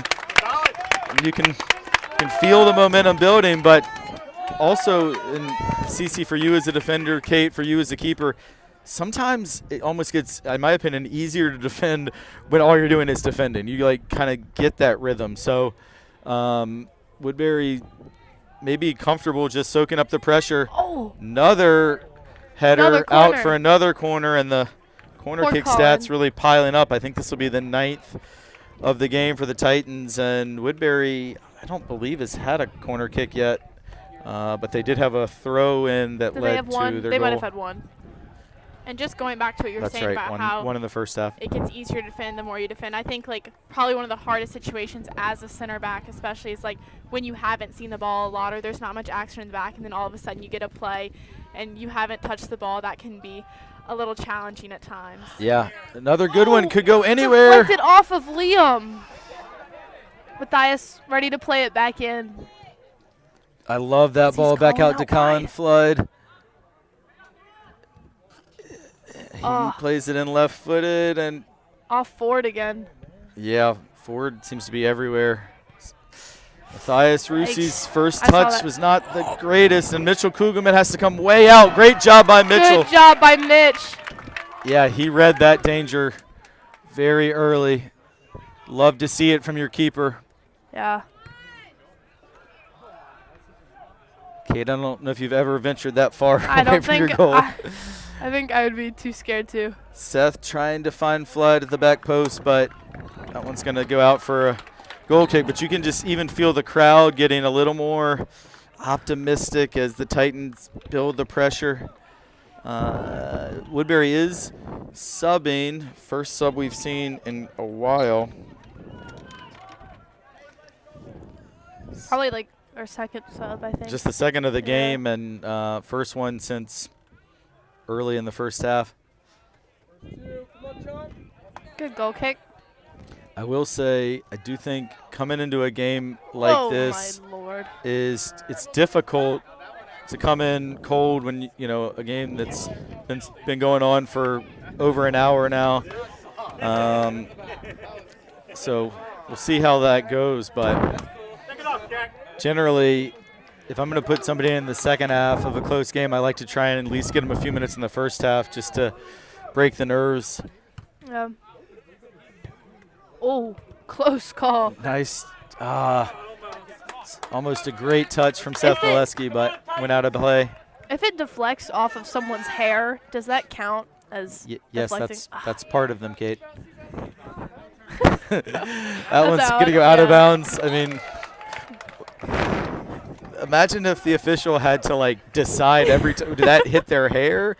Yeah, it counts. All right, Colin Flood with the ball on his feet. Oh. Would have been an amazing through ball. Yeah. Woodberry. Forward back at it. Yeah, long up the middle. Matthias Rusi's so good in the air. And that's about a 50-yard pass connected to Seth Molesky. And I like this because Woodberry does not have as many numbers behind the ball as they have. Seth looking to carry it deep, may earn another corner, and Nice. indeed he does. And felt to me all along like Seth was thinking, I'm going to get us a corner here, worst case, and maybe I can sneak it through. But Which is let's awesome. give credit to Matthias Rusi, who helped create that entire situation by winning a header 1v1, then connecting a 50-yard ball in the air right to the feet of Seth Molesky, and then his first touch was really good. Flood. Oh, got- so close by Hayes Shepherd. Got to the back post to Hayes Shepherd, but he couldn't redirect it on goal. He was completely unmarked too, just slightly off. It's like Davis Geis is having a little I think trouble. he's cramping up, but I don't know. His Oh my God. knee looks. Yeah, it's cramps, I think, which is Mr. Hall on his way over. yeah, it's definitely not a player that you would want to lose if you're the No. Titans. Your senior central defender, for me, definitely one of the most valuable players on this team. They're gonna take this? Yeah, so Davis is off, and now we see Oliver Simpson come out to the right where Fannin was, and Jack Fannin is now going to be playing center back, and just hope that Davis can fight through this cramp and get back in soon. And just credit to Davis. He's throughout the whole season done a really good job of just like holding it down in the back, organizing the team, and really just been a stability and like offered stability to the team. Absolutely. So. Yeah. He's incredible. He's the boys team version of CC. I often compare Davis guys to CC. What a ball! And so close again by Hayes Shepard, just to the corner. Yeah, it's ambitious to try and take that first time. I was thinking maybe he'd take a touch, but he got it on frame, but good save. Fannin has played some center back this year when Davis missed some games with injury and a red card. Good turn by Brady Lang. Yeah, Brady has played, I think, really strong minutes here today. Really happy for Brady because he was hurt the early part of the season. It's great to see him healthy and contributing. And there we see Brady again. Great ball by Kemp. And Colin Flood kept it in. Now it goes out as it spun back out of play. At least Oliver was there. He was ready. Yeah, great effort by Flood. 9 minutes to go in regulation. So as you're watching this, you see your clock counting up, and it is 40-minute halves here in the state tournament. So if you've been watching most of the season, we've been 45-minute halves, but already this whole field is covered in shadows as the sun really no longer a factor. And with Davis the time change, yeah, it's going to be getting darkish pretty soon here. Brady Lang finds Flood, who keeps it in play. No, it's not. It's not in play. The AR had that as having gone out of bounds. So play to the whistle. Yeah, always play to the whistle. Absolutely. Davis Geis is moving pretty well. We'll see if he's able to go back in. But as a senior, you would think it would take more than a bit of cramp to keep him off the field. Jack Fannin let that bounce, but big ball back up the middle of the field. And now Oliver Simpson, I believe, with his first touch. Oliver. What a first touch of the game for Oliver. There we see forward again. Good job by Oliver tracking back and winning that. And Jack Fannin left-footed volley. Brady Lang using his speed. And he keeps it in? He did not keep it in. I mean, it actually was out on Woodberry. I thought maybe Brady should have just let it go out. Would have been a Titan throw, but he has speed to burn.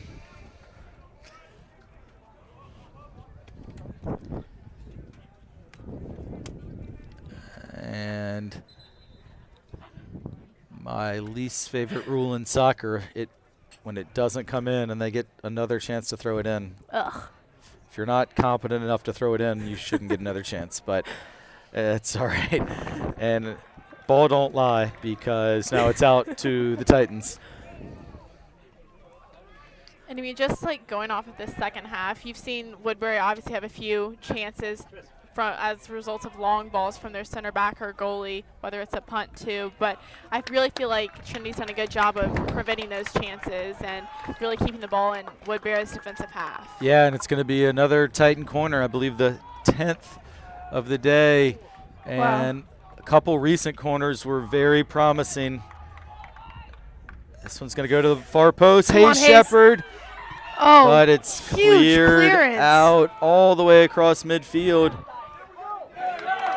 Way to go up for that, Matthias. Good job by Matthias Rusi, but there is a Woodberry player running unmarked if they can find the switch. And now Liam Smith sees him, but that was a great job by Liam to recognize that dangerous man out wide and win that ball. And Seth earns a throw for the Titans. And it's going to be another throw deep into Woodberry territory as the clock rolls under 6 in regulation. Why am I so nervous? Huge game. Yeah, I mean, you're a good friend.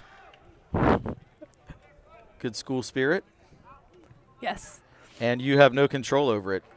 Exactly. You know, I feel like personally as a player or a coach, a lot less nervous than as a spectator. Because when you're out there, you feel like you can impact the outcome. We cannot impact the outcome from up here. Ford taking this kick. Yeah, and I think it's for the Trinity coaches, you know, you've got the man advantage, so in some ways you want to really push for the winner, because if it were to go through overtime into PKs, then the man advantage doesn't matter anymore. But at the same time, Woodberry has shown the ability with long balls out of the back to be dangerous on the counter. So what balance do you strike between really getting numbers forward and going for it, but not overly risking? And I think especially with Davis Geist still working through that cramp, I think you can't take but so many risks. But I also think if you're the Woodberry coaching staff, of course you'd love to score if you can get one. But I think right now, again, if you can just get to overtime, and with the fact that you're a man down, the corner kick count is 10-1, and the Titans have been pretty dominant in the second half. I think if you gave Woodberry the chance for PKs right now, they would take it. Nice job by Oliver Simpson. Good. He's really every touch he's had has been amazing. had a positive this throw impact. right here, And great you see look just too. a sense of urgency too, like really trying to impact the game as he's coming, trying to get the ball up and get that winning goal with these last 4 minutes of the game. Good job Good by header. Liam. Oh. Keep it safe, Hayes. Good touches by Hayes, and Titan throw. And we have a sub. Been a while, but Nathan Holloway is going to check in for Brady Lang out there on the left. First time we've seen Nathan today. Another one of the big senior class that has contributed so much to this boys program. Hayes Shepard there, a little bit of a miscue, but it's going to be a corner as the official said. Maybe that's why it was a miscue, because it took a funky spin, and I guess they're going to say it went off of one of the Woodberry players. And hopefully the Titans are using this urgency just to really use this as a huge opportunity. Yeah, this is another time where you miss Davis Geist, because he's a huge threat on these, but still a lot of height out there, and it goes to Nathan. Ooh. And that's his first touch. It is still in, though. Goes back over to Flood. Beats the first defender, and at least Fannin was there. Went for the left-footed shot. Yeah. Good job by the keeper to get down and save it. And another big punt from the keeper. Just gonna let that out, let that go out for a Trinity throw as the clock ticks down toward the 2-minute mark here in the second half. I would think we'd have a bit of stoppage time just because of the whole red card that was a delay for a couple minutes.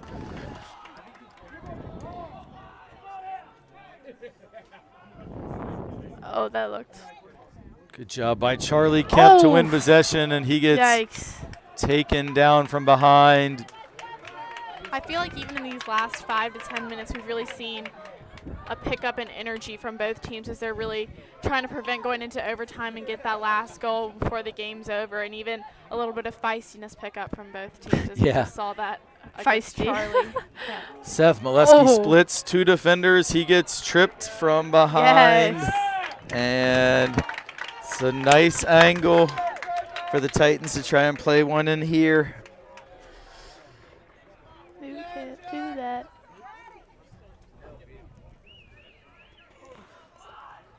Jack Fannin coming forward, and Matthias Rusi, the only player back. 1v1. Yeah. Flood plays the ball Keeper in, and is this right is there. this is a little frightening because he plays it out quickly, and Charlie Kemp looks to hustle back, but that's a nice ball. There's Charlie. We said he got back, and see your center mid there become the central defender, and Charlie did really well. Oh, great touch. To clear it. Oh, my. Liam connects to Hayes. Good turn by Hayes Great Shepherd. move by Hayes. Finds Oliver.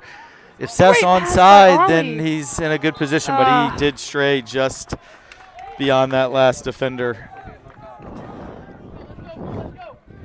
Sometimes offsides is amazing, and sometimes it's literally the most annoying thing in the whole world, and you just want to kick it. Woodberry did well there. I thought he maybe did just stray just past that defender. I think he wanted it played a little earlier. All right, Woodberry goes long. Liam puts a head in there, and here comes a counter. Look at Liam Smith bomb forward from his right back position. Colin has an open goal. Flood much. showing off the skills, Oh. and they do a good job dispossessing Colin, and now Woodberry looks to counter. Charlie Kemp is going to be called for a trip.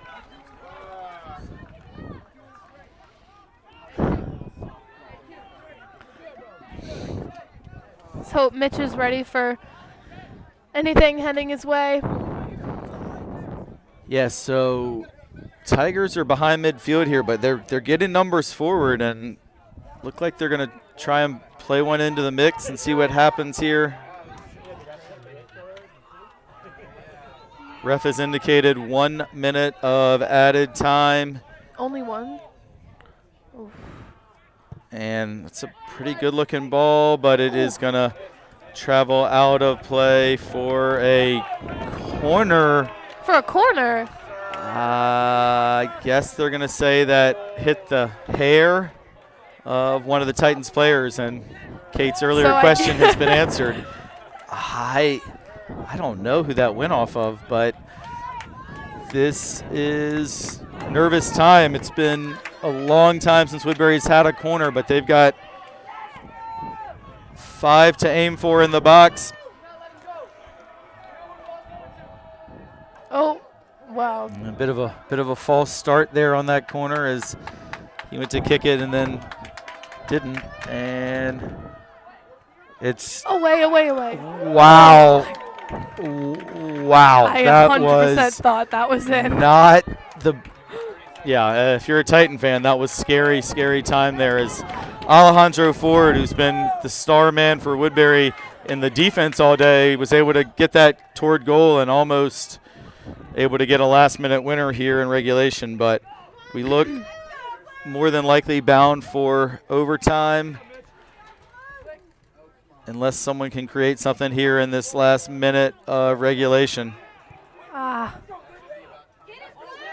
Come on, Matthias.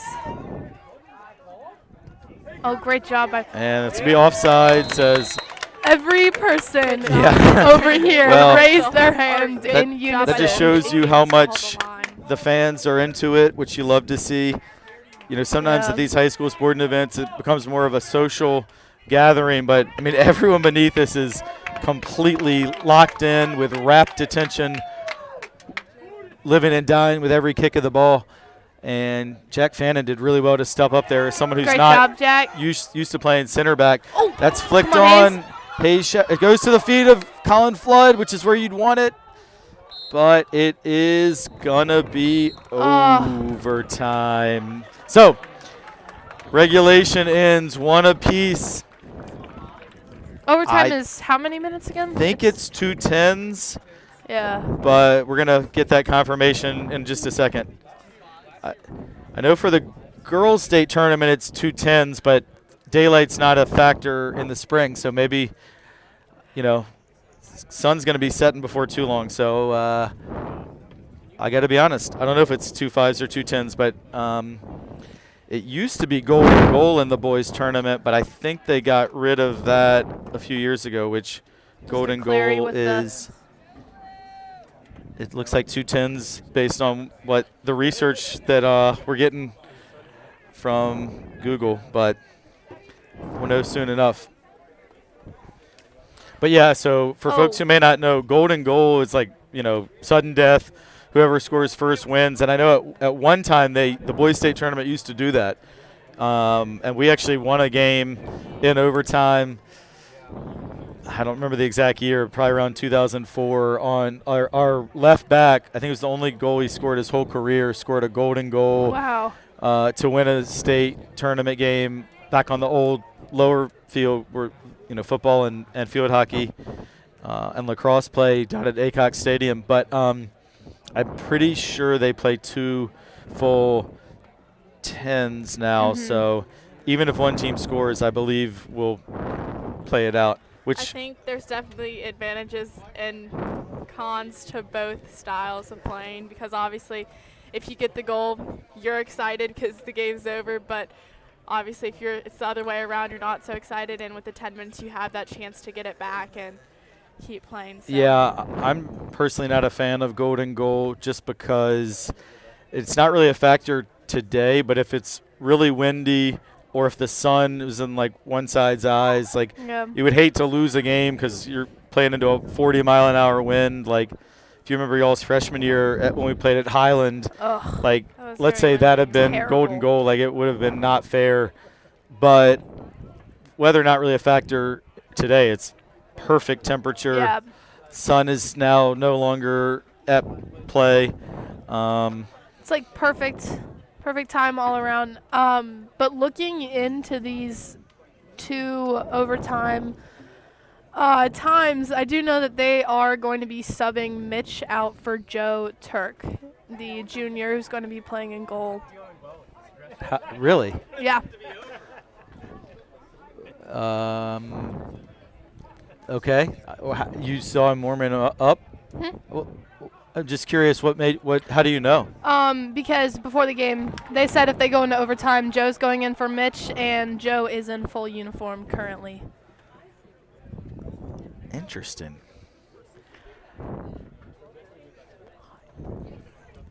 All right, well. Yeah. I don't know who, if it goes to PKs, I have no clue who's going to be in there. Maybe, I know they've been practicing them as anybody would with the postseason.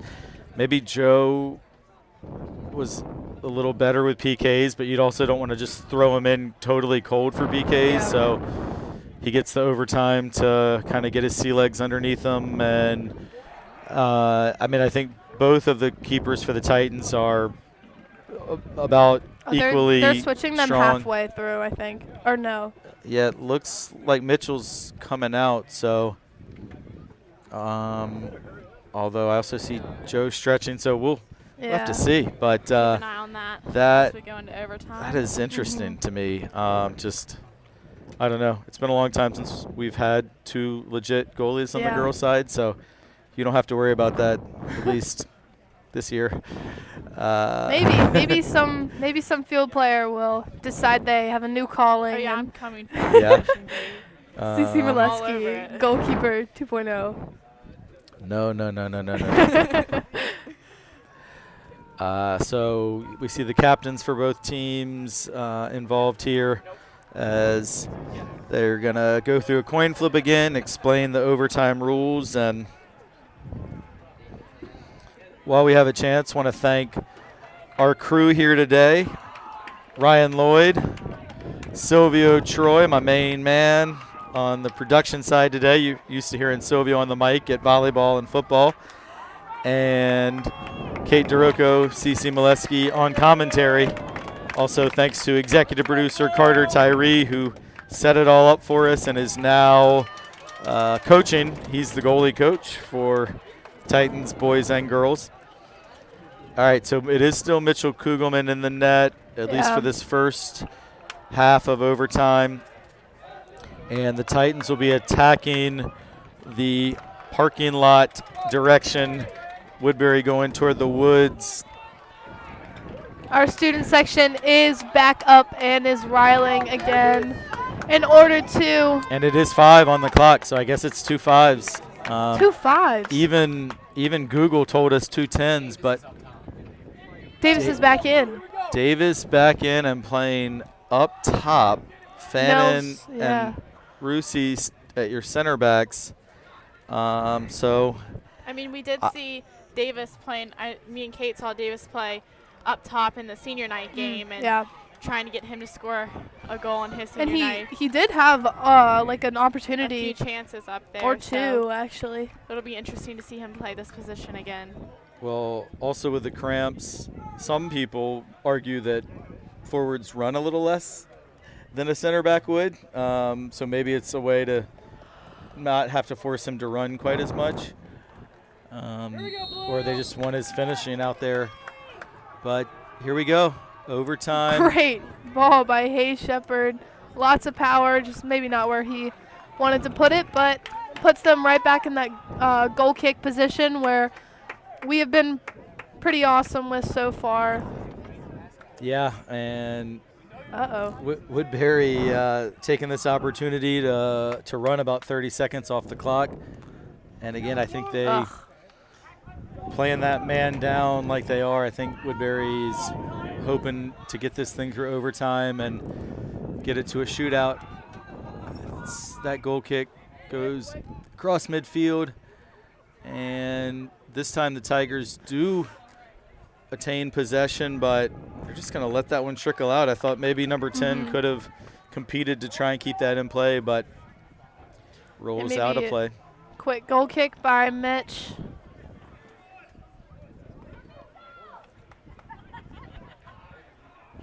And just an observation, since Davis is up top, we do see Mitchell taking his own goal kick. Yeah, Which is good. He Which is did very good. He did well there. He got it to midfield, and the Titans get a couple heads to it, and certainly could have won possession. So good job by Mitchell. I definitely think that this first part, just because of the urgency, is going to be a little bit more of a kickball game. I was going to say we played 90 seconds of overtime, and this is the first time the ball's been on the ground. That Yeah. literally was the first pass that's been connected. And great try. yeah, it was. That's what I was saying is that we looked it up, and the internet said it would be 2 10-minute periods, but there's only 5 on the clock. So good tackle by Brady Good. Lang as he's back in, and now Colin Come Flood on, has Colin. it with some space. It's gonna hit off the defender, and But- it's not out yeah. for a corner. Good job by the Tigers to keep that one in play. Like we were saying, the more shots, the better. So just any opportunity Flood has. Great Yeah. job by Fannin to win it. And now it's going to be Charlie Kemp, and he really is on his horse trying to get this thing forward Come quickly. on, Chuck. Oh, Tried to kind of force it into Davis, but that's a better ball to Flood, who's isolated 1v1. He's going to use that quickness. hopefully Puts someone it in the is net. in the back. Oh, but no one's there. Just behind Charlie Kemp as Oh, the Tigers head were able to straight deflect into it. the crowd. Might have hit a parent. Ooh, What a little Great flip touch by by Seth Molesky. Seth. Wow. Davis Geis, not in his usual territory, but that's a nice looking Right to cross to Colin. Flood to the far Oh. post.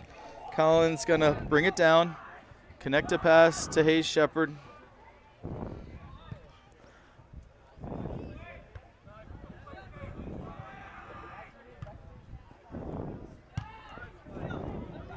And really would just love to see the Titans get the ball on the deck and move it around a little bit here. Oh. There we go. 14 Seth. whiffs. He Oh. got a little ambitious there, trying to shoot It's it okay, Seth. from a tough angle. Yeah, I mean, Kate, you've been calling for more long shots, but Yeah, that was not what he was trying on that one. no. But we know normally Seth is pretty good outside of the box. Just maybe the nerves and stuff. Yeah, he tried to get some whip and curve on that one and didn't quite come off for him. So Nice Brady header. leg, big header, and now Seth's gonna have another chance going toward goal. Oh, And looked to lay it off to Flood, but lost his footing, and Seth's still hope he's down. all good. Yeah, this Woodberry looks to counterattack the other way. Don't want to foul here. Great job by Liam Smith to make a good, clean tackle.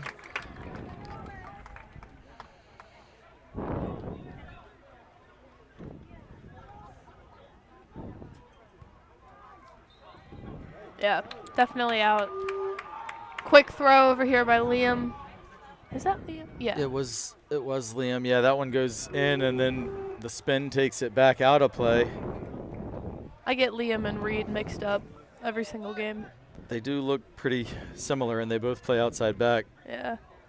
Only way I can tell is one is right-footed, one is left-footed. Matthias Rusi. Good pressure cover there by Matthias and Jack in the back. Nice header. And that's 5 minutes already done. Oh, my. So that goes quickly, this overtime. And the first overtime is done, and now they'll switch sides and play 5 more. Going and very quickly. And in the overtime. purple and we do machine. see the goalkeeping change that Kate alluded to right before overtime. So Joe Turkley, the junior, is going to come in for the first time today, but he's played a lot this season. And senior Mitchell Kugelman's day is done, and hopefully for He did really good. Titan fans, you just got to hope they're able to pull this one out, and Mitchell will have another chance hopefully to play on Wednesday in the semifinals. And CC, I'm literally shaking right now. And that semifinal would be against Collegiate, as they have defeated Benedictine in the other quarterfinal. So the Cougars, who the Titans beat 4-3 earlier this year, advance, and the winner of this game will play Collegiate on Wednesday night at City Stadium. Will it be Woodberry, who got to the state semis last year before falling to Christchurch? I'm sorry, Cape Henry. I meant to say Cape Henry. Will it be the Titans returning to the Final Four?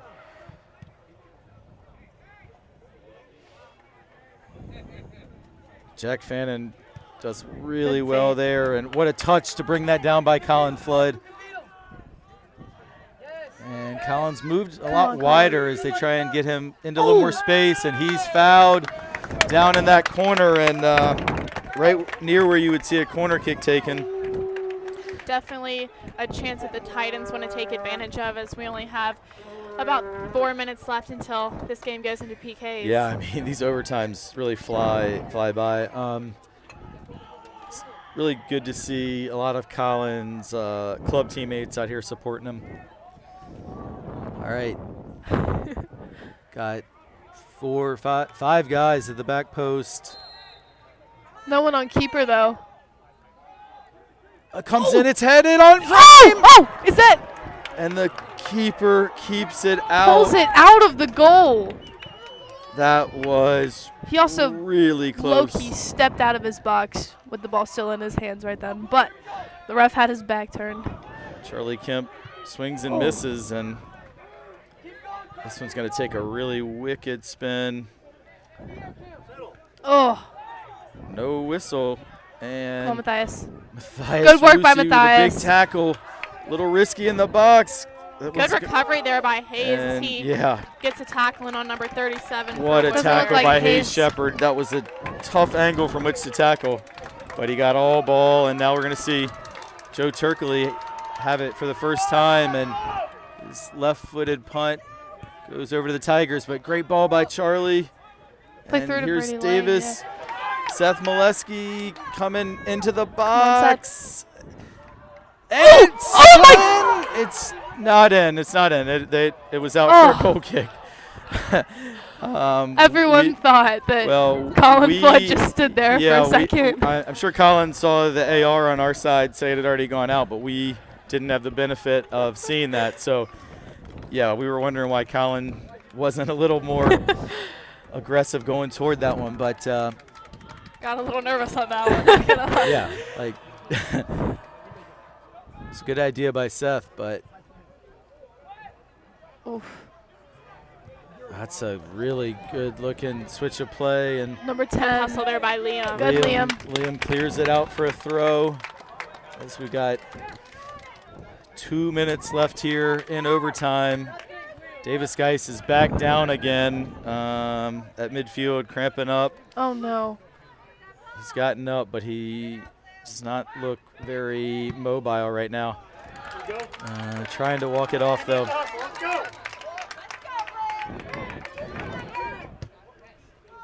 Good ball by Hayes.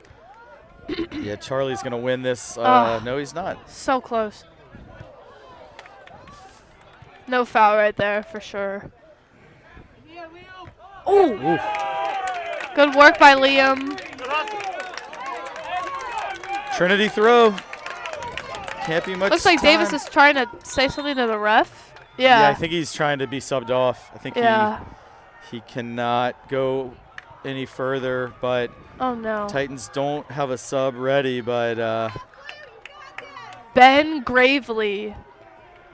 wow. Talk about pressure coming in as a sophomore, haven't played all day, and you're going to come in to the last minute of this overtime and then Up top presumably as well. potentially be part of the shootout if and when it goes to that. And it's going to go to that soon. The ref's looking at his watch. Could maybe be time for one more attack. It is a Titan throw. Ref is so ready. Took it a little too far up. Yeah. He's asking Telling him them to back to up. move back. Oh, please Looks back like up the before you get a football team card. has joined the student section to get these last Wow. minutes of the game, bring some energy into the crowd. Good throw by Good Charlie throw by Kemp. Charlie Kemp. Flood double team, but he works his way out of it.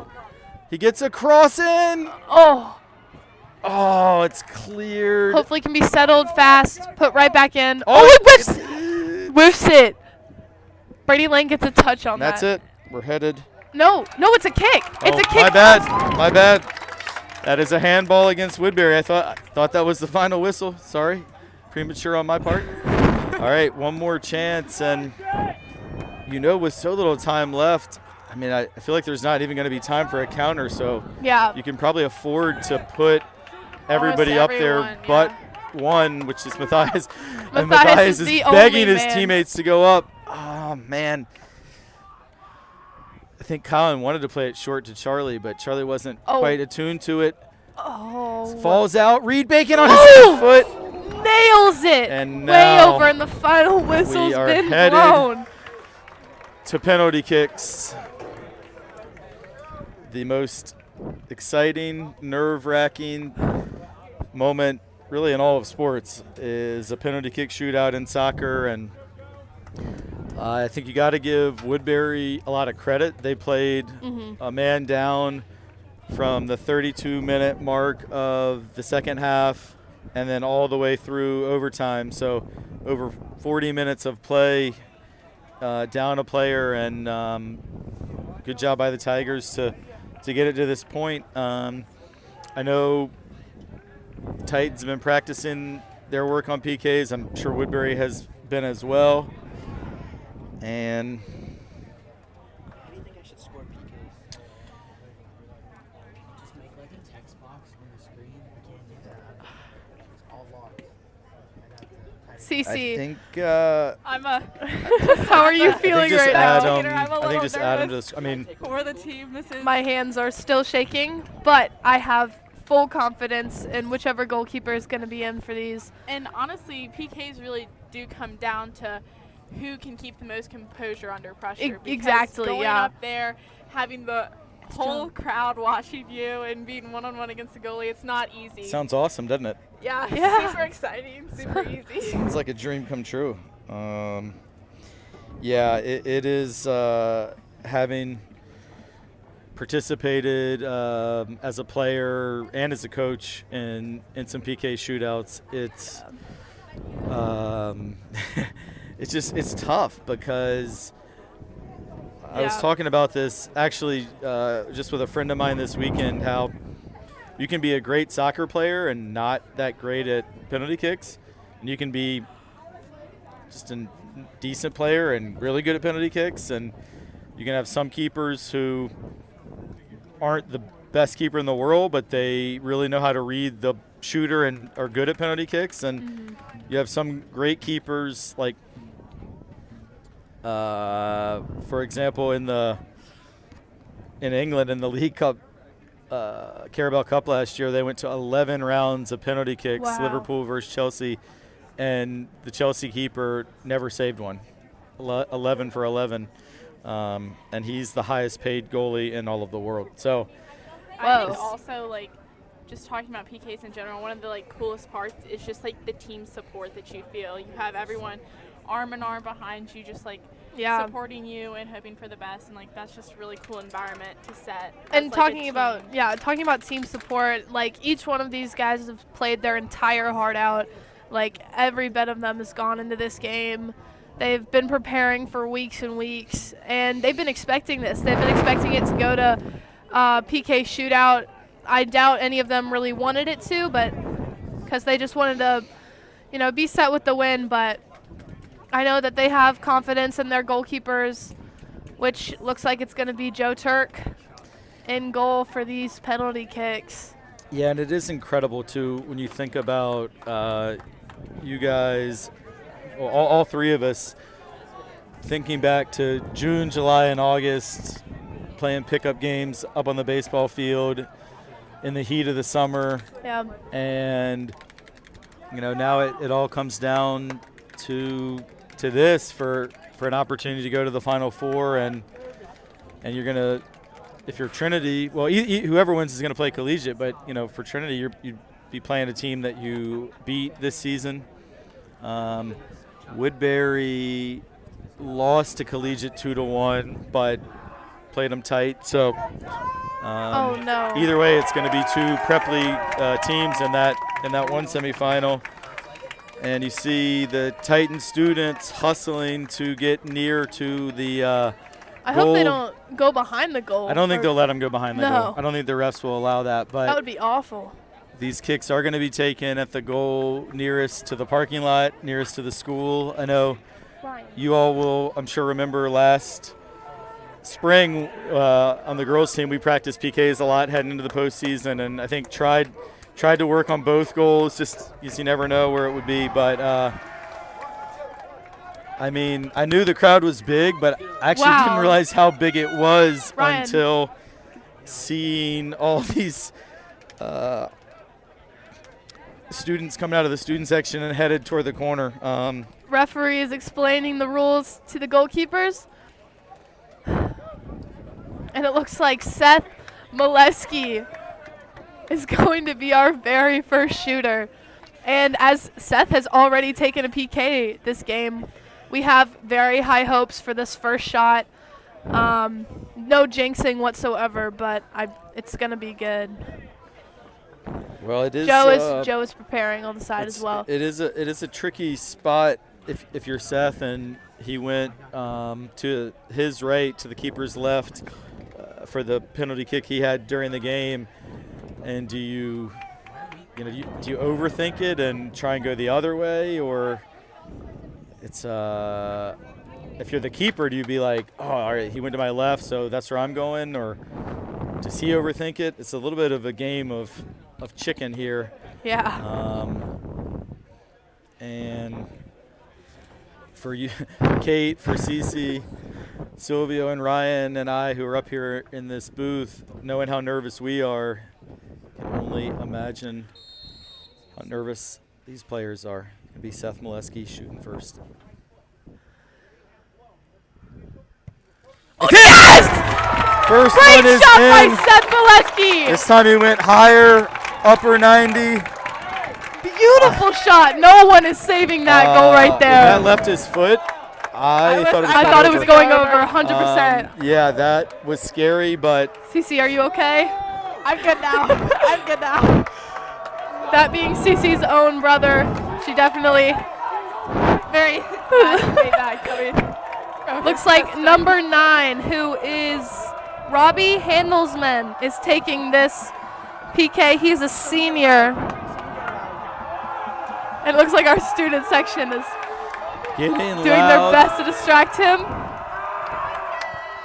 He puts it in, goes low, and credit to Handelsman. Just the wrong direction by Joe. No worries.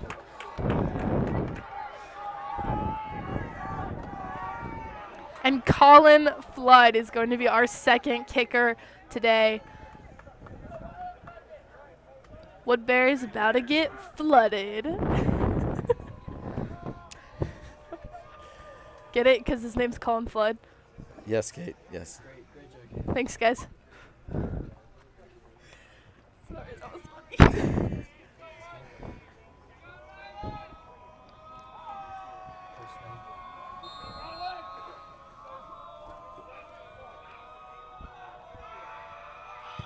Collins puts it in. Shot by Colin!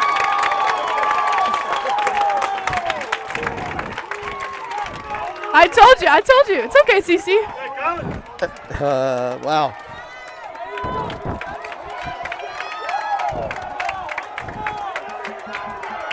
Our student section Colin is Flood huge right in the now. corner, and now for the Tigers, Sandy Dillard, and he puts Just it the in wrong guess by left-footed. Joe. So unlucky. That was number 30, Sandy Dillard. Yeah, we've Oh wait, seen- 37. Sorry. No, That was number 37, not 30.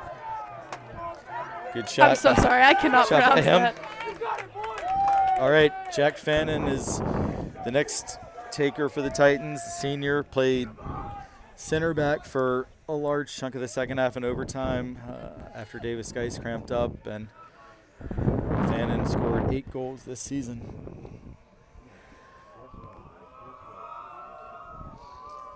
For the Woodberry's guys attempt at making trying to some noise. distract our. He missed! Jack Fannin. Great shot again.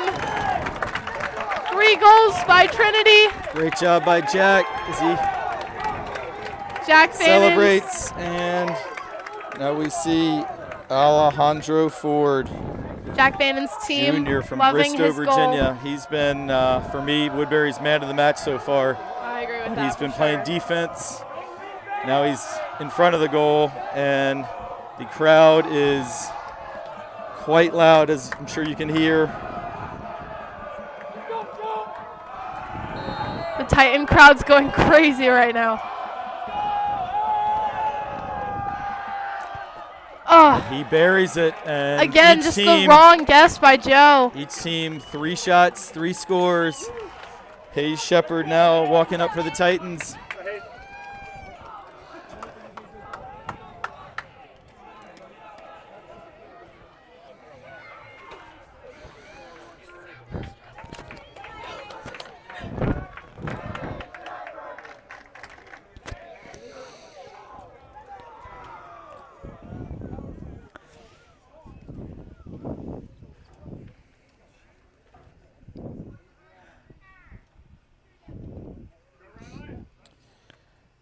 All right.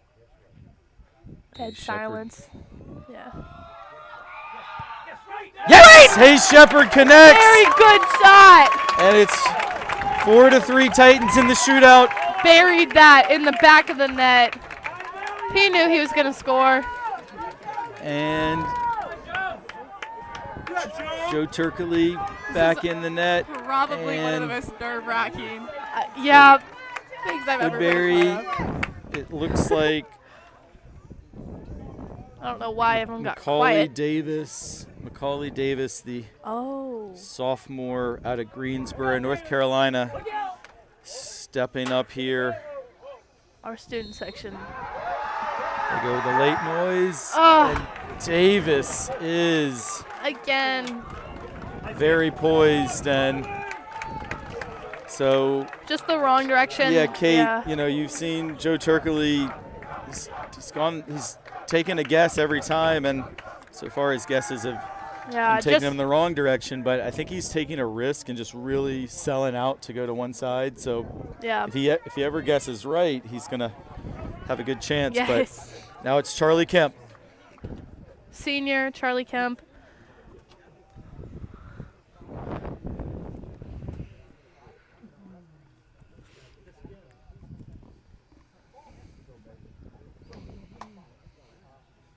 It is incredible how many people can go Quiet. silent. Yeah. People up in the box practically praying at this point. Oh, sorry, guys.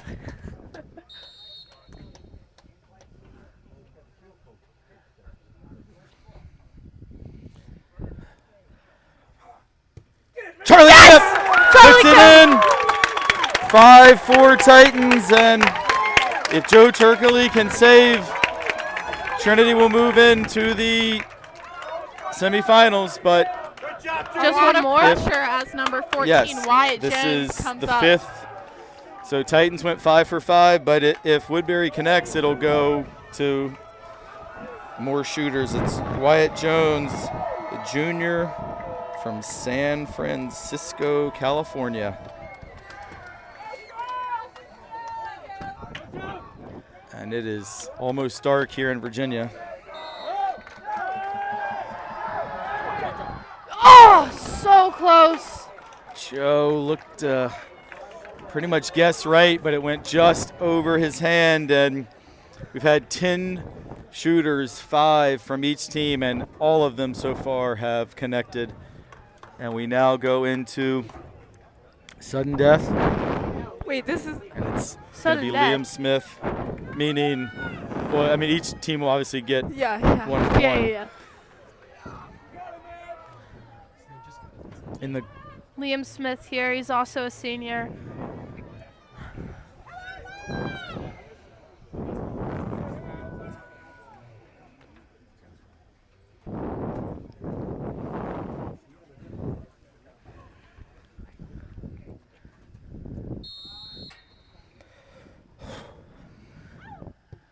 Oh! and it is saved. Saved by Woodberry, and now So Joe has to save this one. if Woodberry scores, it is over, as Liam Smith's shot was saved by the goalkeeper. And Joe Turkley must keep this ball out of the net. This is insane Or pressure Woodberry on Forest Joe. will be moving on to the semifinals. Looks like it's Winston Come on, Smith, Joe. senior. Joe Turkley saves! Yes! Joe Turkley saves, and we play on. Yes, Joe! Woo! Hold on. The officials are talking. Oh, that's never good. And No, are they redoing that? No. There's a slight chance Joe might have left the line Well, before he shot it, maybe? did you all hear the whistle blow? Is my question. I'm wondering if he shot it before there was a whistle. There was Which- definitely which, time. which means it Oh, no, wouldn't. please don't redo that. No! So, No! so They're redoing the kick. he's gonna get another opportunity, or Joe coming off his Doing a new. Are they doing a new shooter? I'm so confused No, right it now. counted, Joe's it in the It goal, counted? but Wait. okay, so it It looks counted. like Yeah, scoreboards. it's not a Okay, goal. good. So Reed Bacon is stepping up. Holy cow! That was crazy. Yeah, I don't know that the ref blew the whistle, but I guess it's almost like a penalty in football, where like you can't punish Joe. Yeah. It wasn't Joe's fault if that, he that he takes it took it. I early. think if he had scored, he would have had to retake it. Yeah, I But think all that matters is that We it's 5-5 right now. we play on. Reed Bacon, left-footed, Oh! off the crossbar, and once again, We see good Woodberry sportsmanship from will- Joe and the other goalkeeper. Woodberry will have a chance to win it here. Joe's got this. Joe's got Yeah, this. yeah. And it's looks like Just like he had the last one. Kobaleski. Number 27. Oh, I thought it was 21, but Yeah, Philip Sadler taking this. 27? I think it's 21. Kobaleski. Oh, yeah, that's one. out of Slovakia.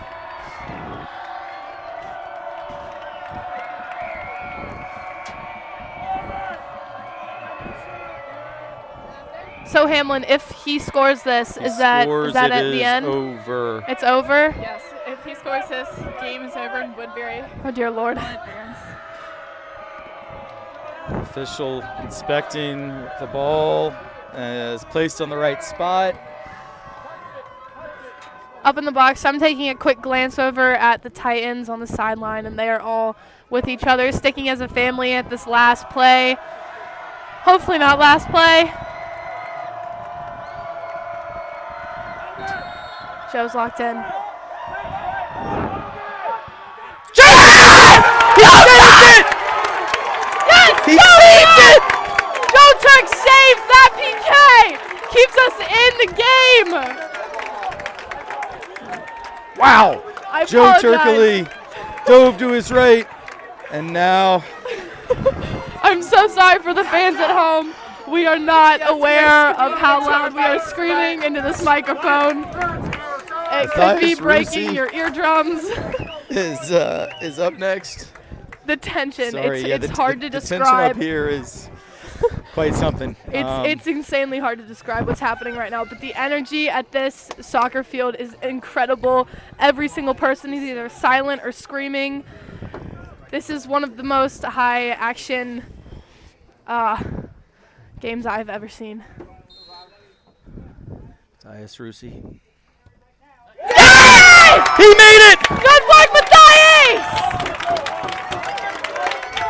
Is that it? Matthias No. Rusi, Okay. left-footed, They have one more? connects on it, and now pressure back on Woodberry. Just like last time, CC and I do have our My faith advisee right in there, Joe stepping up. Turk. Joe And Turk. I think we see now why they play 5-minute halves in overtime this time of year, because it is pretty dark here. Even the camera, I think, makes it probably look lighter than it actually is. It is This is number 15, quite dark here. Looks like Charlie Ferrari. might actually be Toby Warnock. Oh, He makes it. unlucky. And great job there. So I think I have a more updated Woodbury roster now. So the one we've been working off of on Max Preps is a little different than what I'm seeing on the website. So I think Brady Lang.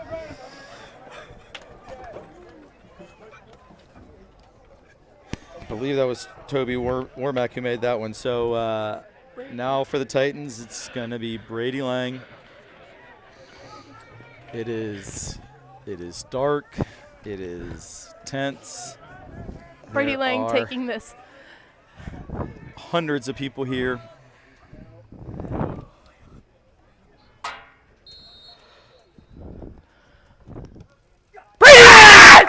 Yes! Puts it in. Yes! Great easy shot by Brady Lang. Great job by Brady. Wonderful placement. That was number 9. So Titans have made 7 out of 9. Tigers have made 6 out of 8.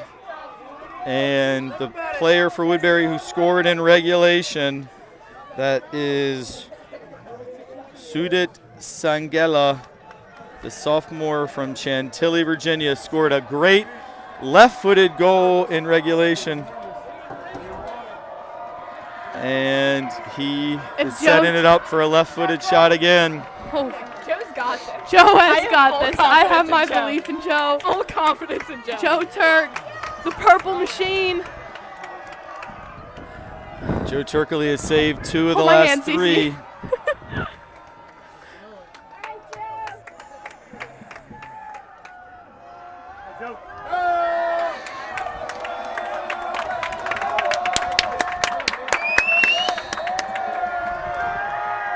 He stutter steps, and it's the Titans win! The fans flood onto the field. Trinity Episcopal is going to the Final Four. This is a beautiful thing to see. We will see you at City Stadium on Wednesday as these Titans will face the Cougars of Collegiate. No way did Ryan.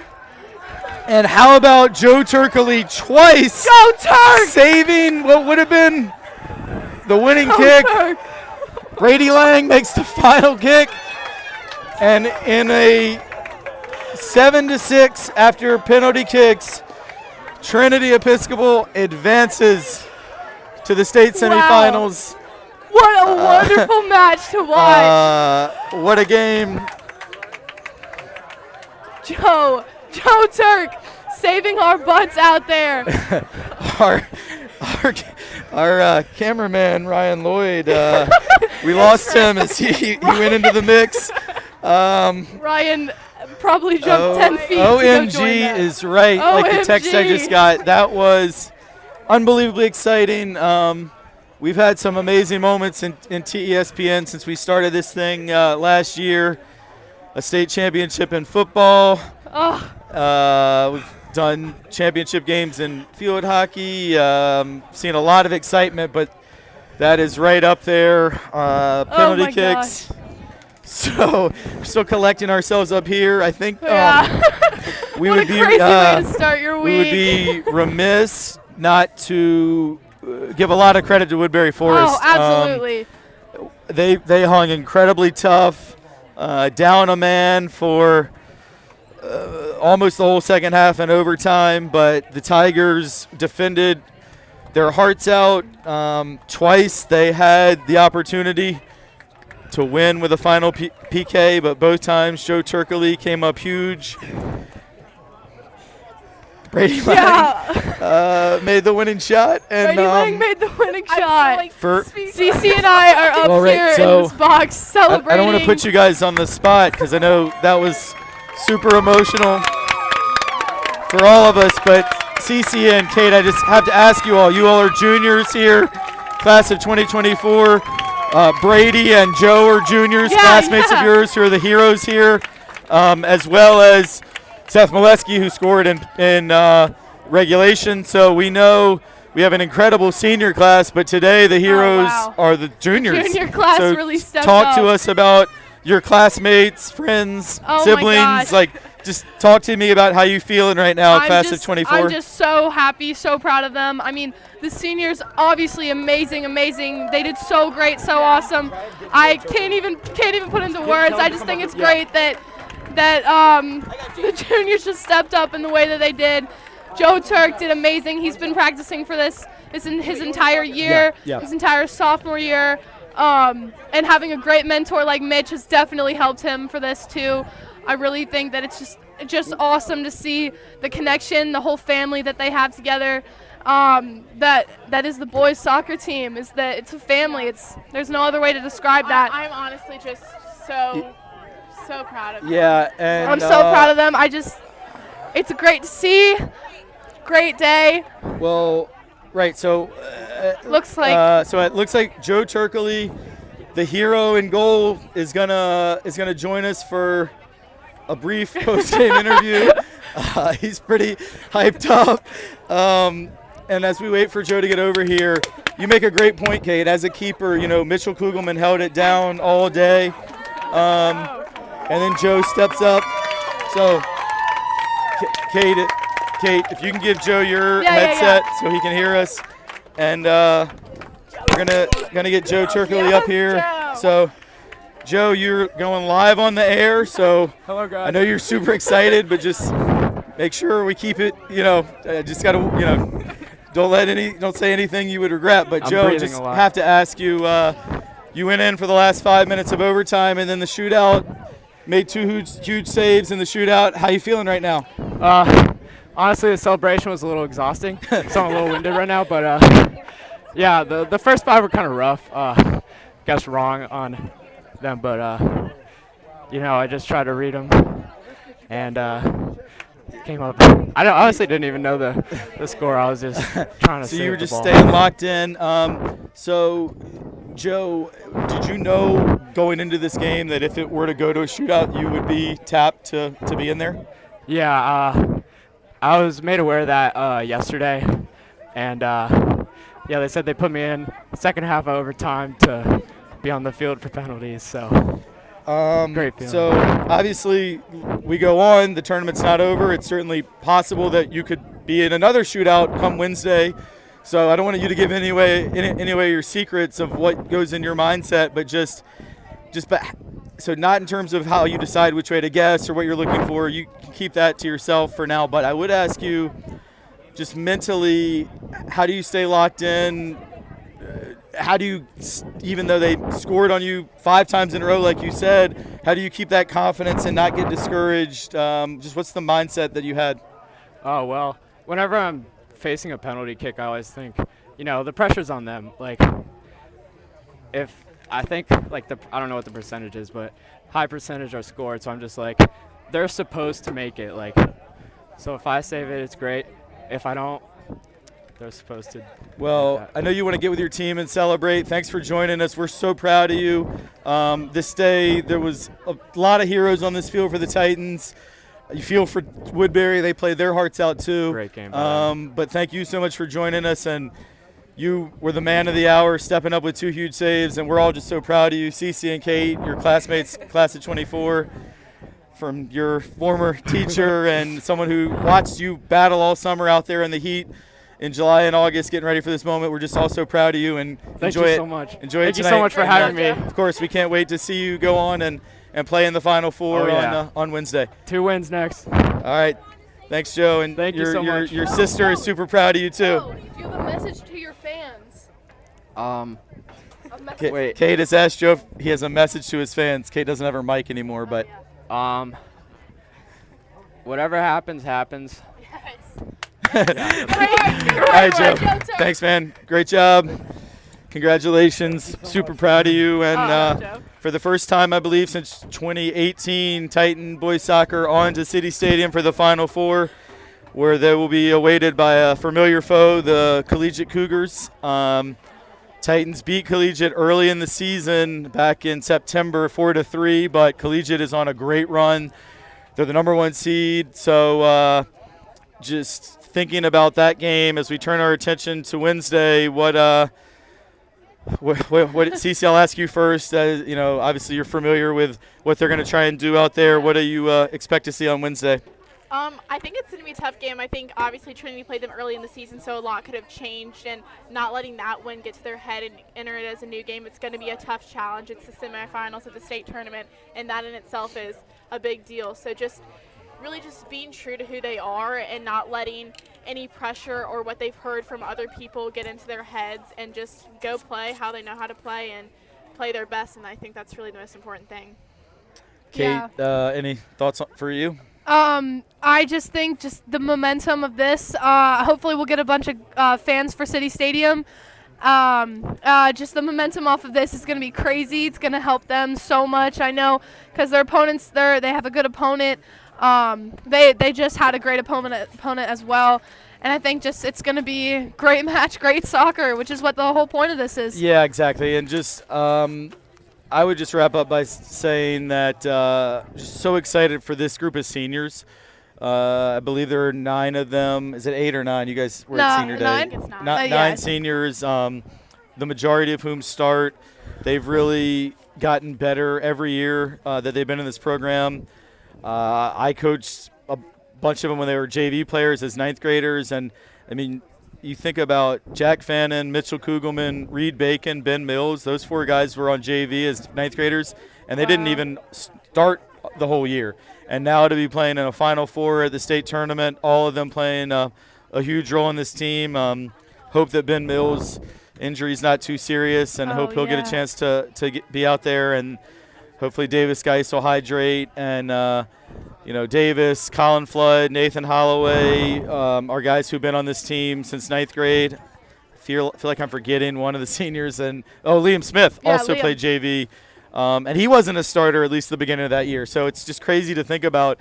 So proud of these guys and the whole team, but the senior class has really just lifted this program up, and can't wait for Wednesday. We're gonna try and broadcast. We've yet to do a off-campus broadcast in the 2 years we've had to ESPN, so we're gonna work on the technology piece and hope that we'll be able to. Certainly, I know we'll all be there in the crowd if we can't broadcast, but if we can, hopefully we'll be up in the press box at City Stadium. And I believe it's the 7:30, the second semifinal is what I was told, but we'll confirm all that, check our social media handles, and we'll get that news to everybody. But what a moment for Trinity Soccer. Really unbelievably exciting, and so happy for the players. Again, congratulations to Woodberry Forest on a great season. They played a great gutty game today. They and so did. they deserve a ton of credit. And I mean, just again for them, I know this is not an easy situation. It's very tough, very emotional, but I just think like they pushed through every challenge they were presented in this game. And whether they it was had the so red many. They had card so and, many like, challenges, losing a yeah. player and like coming into this knowing they've already lost to this team twice, but they just really fought back and like were able to definitely put in a challenge. And just congrats to them and congrats on a good season. Yeah, I just, in my final comment, I just want to say is I love high school sports. This is like, there's nothing really like it. I mean, the emotions, the fans, for these student athletes watching their friends. For me, it's awesome. as an educator, like I taught Joe last year. He was so shy. I don't think I heard him speak a word till about February. Wow. You know, and now he's doing an interview with us and just showed so much poise. So this is what it's all about. We love it. We're grateful to be able to bring you the sights and sounds of high school athletics. And That is an amazing sound to hear them the- all yeah, cheering together, I mean, family. you can still see from the camera with Ryan and Sylvia up here, it is dark. It is Dusk. nighttime. We don't have lights on this field, but this is a game we'll never forget. And thank you all for tuning in.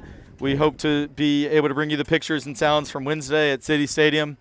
And thank you all. We'll see you next time. Peace out.